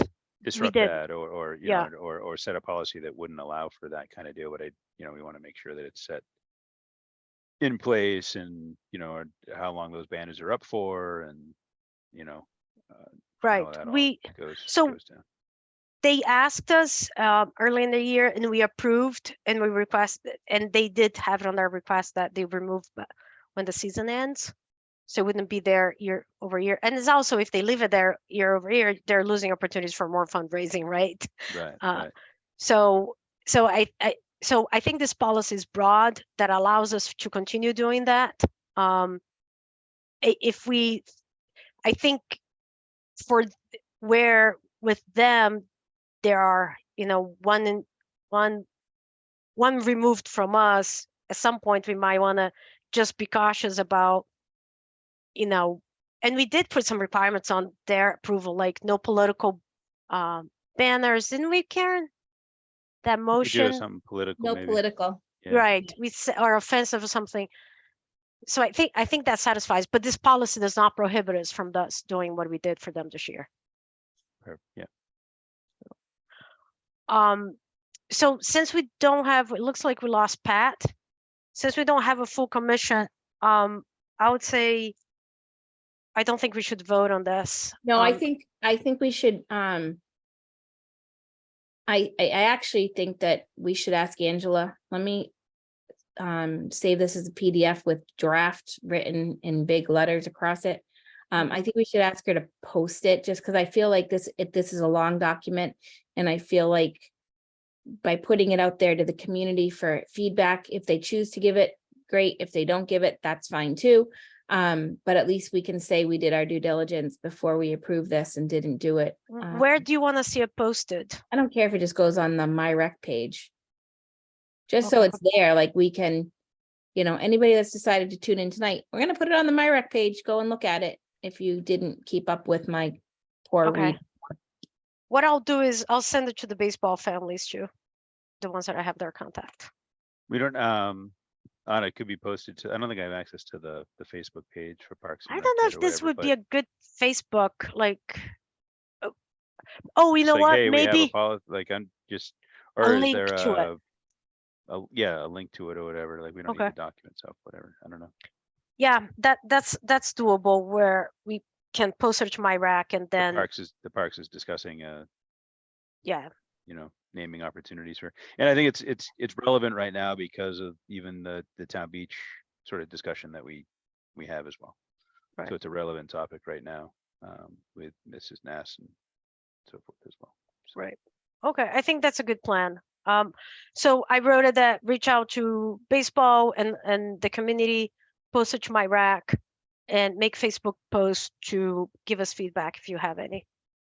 And If you have I don't have access to that page yet, but if I'm able to get access, like, I'm happy to.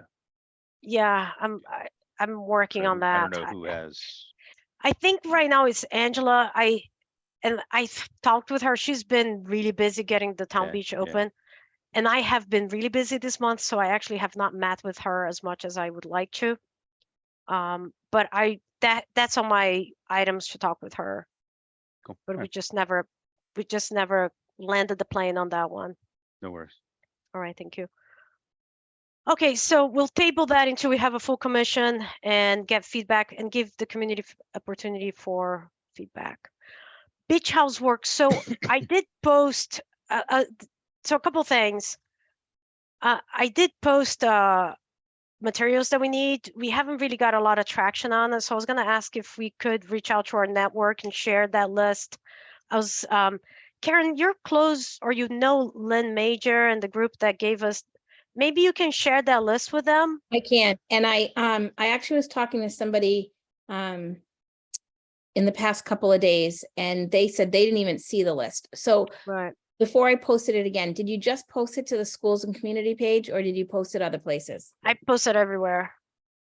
Okay, somehow I didn't see it. I actually didn't see it any place other than schools and community, and I went looking. So, I think that's um, the spot that I saw it too. yeah, so, But I usually post to 3 pages, 3 or 4, like the school community independent, Lunenburg, and sometimes the uncensored. So, okay, I mean, so I would ask, yes, I can forward to Lynn Major and those folks. I would ask Angela to post it up on my rec, and I'd ask her to do a blast through my rec, and then let's repost it on the social media pages of, or the multiple pages on Facebook. okay, my rack, poster.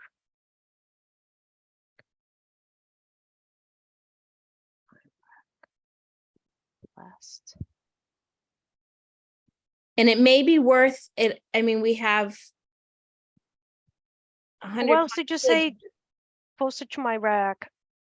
And I was actually thinking about creating a poster and placing it Town Beach. Yep, I was gonna An email yep. We had last. over 100 kids signed up, so, you know, that's gonna be some foot traffic going through that. Right. Is that it? Yeah, Okay. All Yeah. right. And then if we could, as commissioners, share within our network, it does, you know. Can you, it helps. are you gonna talk to Angela tomorrow, this week? Probably, I have an appointment with her for next Monday. Okay, can you ask her to have some posters made up of the our programming to get hung up at the town beach if she hasn't already done so? Any program that has space still left in it, we should be advertising at the beach. Okay. Yeah. Okay. All right, so I'll send you all, no, you guys have that email, right? With the link to the wish list. I do, yeah. Okay. I'm assuming Chris does. Chris, do you? Do you feel comfortable sharing that with your friends and network? Okay. All right, so. Sorry, I'm muted. I'm shaking my head. I'm talking to I myself. saw I'm like, the shaking your head, Yeah, yes. So for for the sure. purpose of minutes, Chris was shaking his head, yes. Yes, yeah, shaking my head. All right. Chair updates. I had a few things and there's been through so much in my head that I forgot. But one is, I don't know if, I think Karen will know this because she's been hearing me saying this a lot. We chose a, very slim package of, for the schematic design. And one piece that we needed for using for grants is something that they call the basis of design report. And whenever they create a base of design report, it encompasses everything on the design. Like, electricity, this and that. Why did you choose this fence this tall? It's very broad. But we really just need for accessibility and sustainability for grants. So what we had talked with Catherine and the wallet and the design team is, once they got to this point, they would create reports and language for us to use on grants. And with that, we have, Karen has done a lot of work putting starting the first draft of the grant for the park program. And yesterday we met with WOLA to kick off that, creating that report and the language around that, around the grant for us. So that's on the works, and that's going to still be on the works. Now, the thing is, I would like, it is due on this grant is due on the 13th of July. 14th of July. And you guys are not here two people are not here this next week. Are you guys going to be here on the 12th? Let me look. It looks like I am. Okay, how about you, Chris?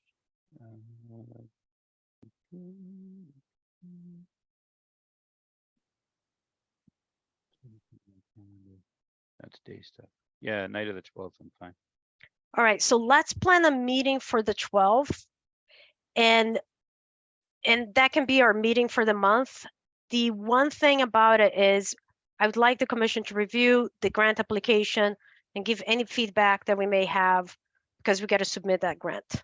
Okay, so my request on that, and Chris, I'm not giving this to you to lecture you on anything, because it's meant for Colleen and Pat to listen to as well, is that the timeline between that meeting on the 12th and when this is due is so slim. We're gonna have less than a 24-hour turnaround, because I'm gonna be the one making those modifications, and I'll be doing them most likely, whatever. I'll work on a live document on Wednesday night and then finishing it up on Thursday for submission, either late Thursday night or first thing Friday morning.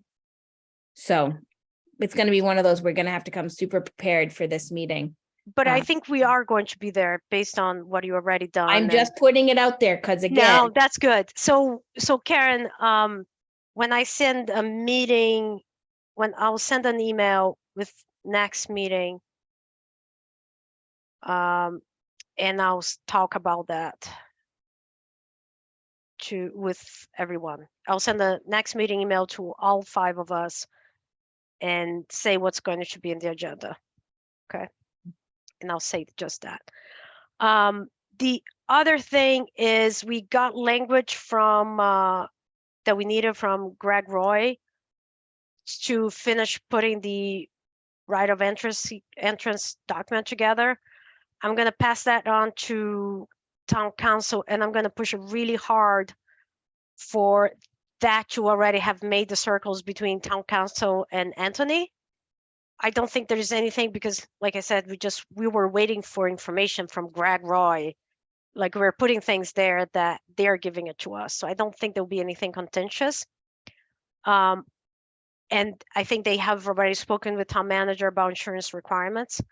It will be a goal, although extremely ambitious, to have the right of entrance done by the 12th, where we can also review that.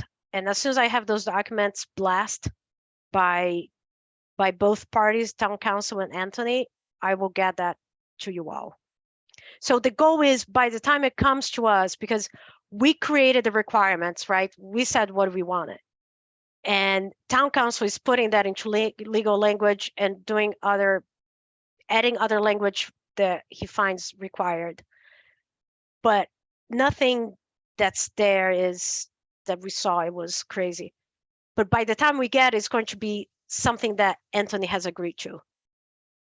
And anything that's engineering, it's coming from them. So I think it should be a fairly easy document.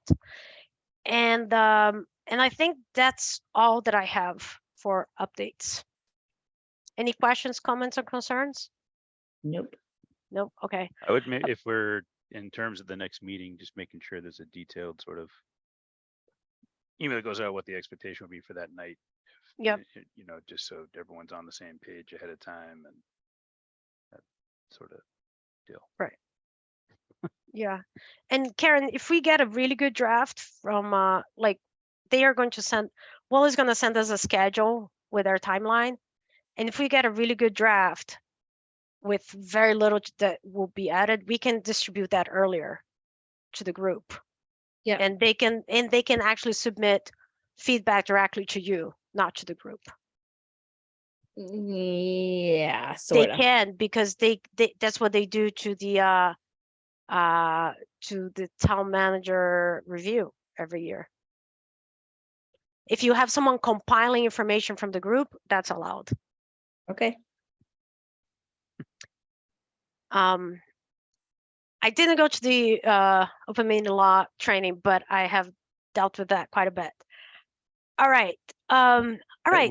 I know I was on the, I couldn't make it, but they're gonna send that out. Is that like an update, something that everyone's speaking of that? Is that something everyone is like supposed to renew? It was a little unclear. Right. So no, it was a class, so I think Anna was with me when we did it the last time. It's basically a class, so yes, you have to redo your conflict of interest training and that sort of stuff. What's it every? I just did that because I joined Yep. the 300th So this anniversary. was basically the town council going over open meeting law again in person with the people that are there, allowing questions to be answered, giving scenarios, you know, walking through anything that somebody has, you know, maybe touching on violations the town's had in the past and how to avoid that stuff in the future. So it was, think of this, what they had last Thursday as a class. Yeah. Okay. All right. Next item on the agenda is approval of the minutes. I did read it and I'm ready for the motion. The only thing that I saw on the 30, I think it was the 31st. Hold on. I can open. Just on, there was a note about the T-ball field, and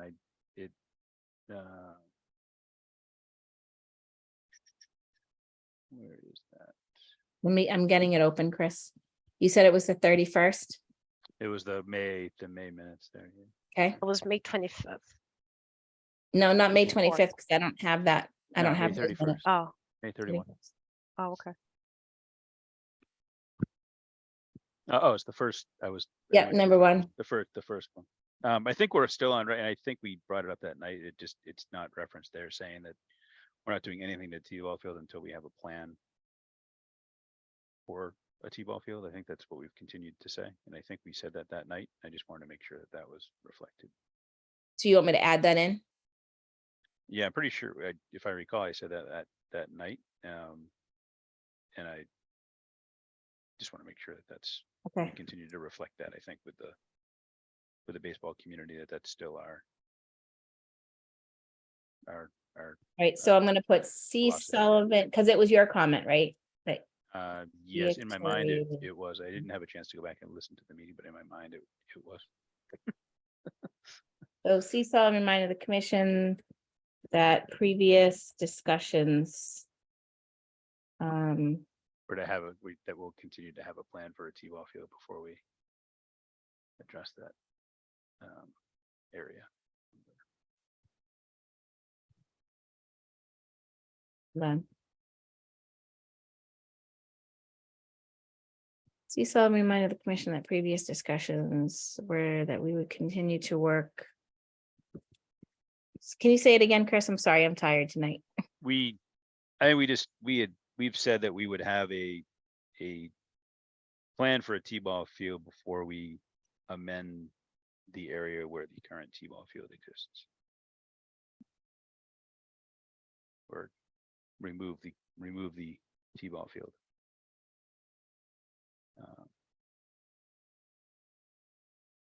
Have a plan in place before removing. To establish a new T-ball field before we remove. Well, Chris, A new that's T-ball a little location. different. That's different than what you said. You did say to have a plan about T-ball. We have not discussed of having a new field. Those are two Or different plan, things. a A plan. well, new field in a sense of not necessarily a completely new field, but Can we a settle with field where they're gonna plan? play we're Yeah. gonna have a field where they're gonna play T-ball. Right, because I remember in that meeting, I remember talking about the plan might be a temporary plan, like that when we were building the high school, different sports were practicing at Marshall, and some of the sports had to go out of town. That's a plan, a transitional plan. We didn't. So I just want to. Yeah, but we were also on record, previous meetings were on record as saying that we are not doing anything with that T-ball field until We have a plan. a plan to address T-ball plan, going yes. forward. Yes. So a this plan is to what I address. Making sure added. that we're- C. Sullivan reminded the commission that previous discussions were that we would have a plan to establish a new T-ball location before removing T-ball at Marshall. That's fine. Well, Yeah. I think that what we have said over and over has been a plan. I'm very comfortable with the I don't know. I mean, the location is transition to, temporary and transitional. Like, I can don't, we? we've never used those words talking about that in the past. When we We first have took always used the word plan. First, the pushbacks that we had on this plan have been the fact that we were removing a T-ball field. Right. And so we have said that we wouldn't remove that T-ball field until we have We a have a plan plan. for them to move forward. Yeah, So and not that's transitional, not temporary, but well, we have a to move plan, forward. right? And So I'm whatever that- and what that we is. I have just don't want it said. to be transitionary or temporary. It's a. we have I'm to- not. What yeah, we have all right. said over and over is we need to have a plan, and then plan might be any plan that we decide to be. I just don't want to add more language to other than we already said. Just clarify, the plans that we've said we're going to establish are a future home for T-ball, not not a temporary plan or a transitional plan. That's never been my interpretation of what we've said regarding T-ball. So we can have a trying to- discussion about that, but the language that we have used over and over, and I'll be happy to go over transcripts.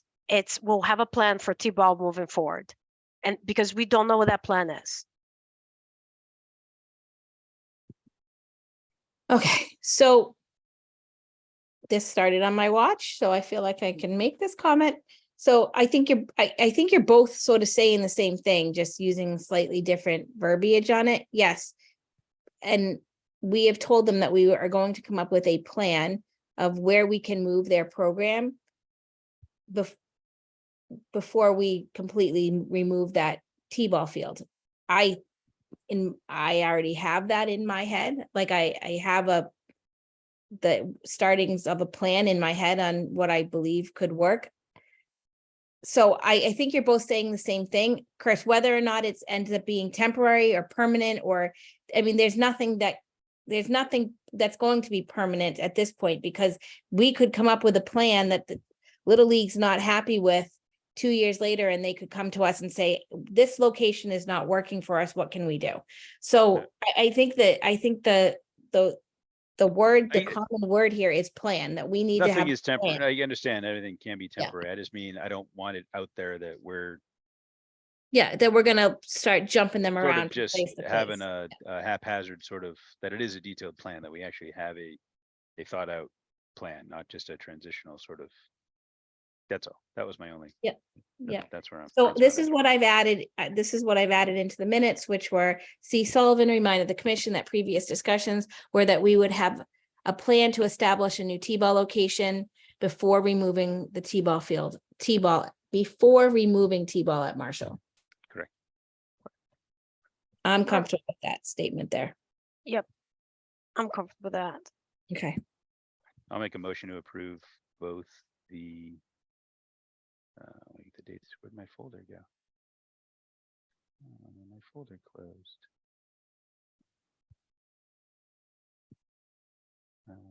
Hold May on. 31st. May 31st and April. April 19th minutes. All right. I'll Um, second that.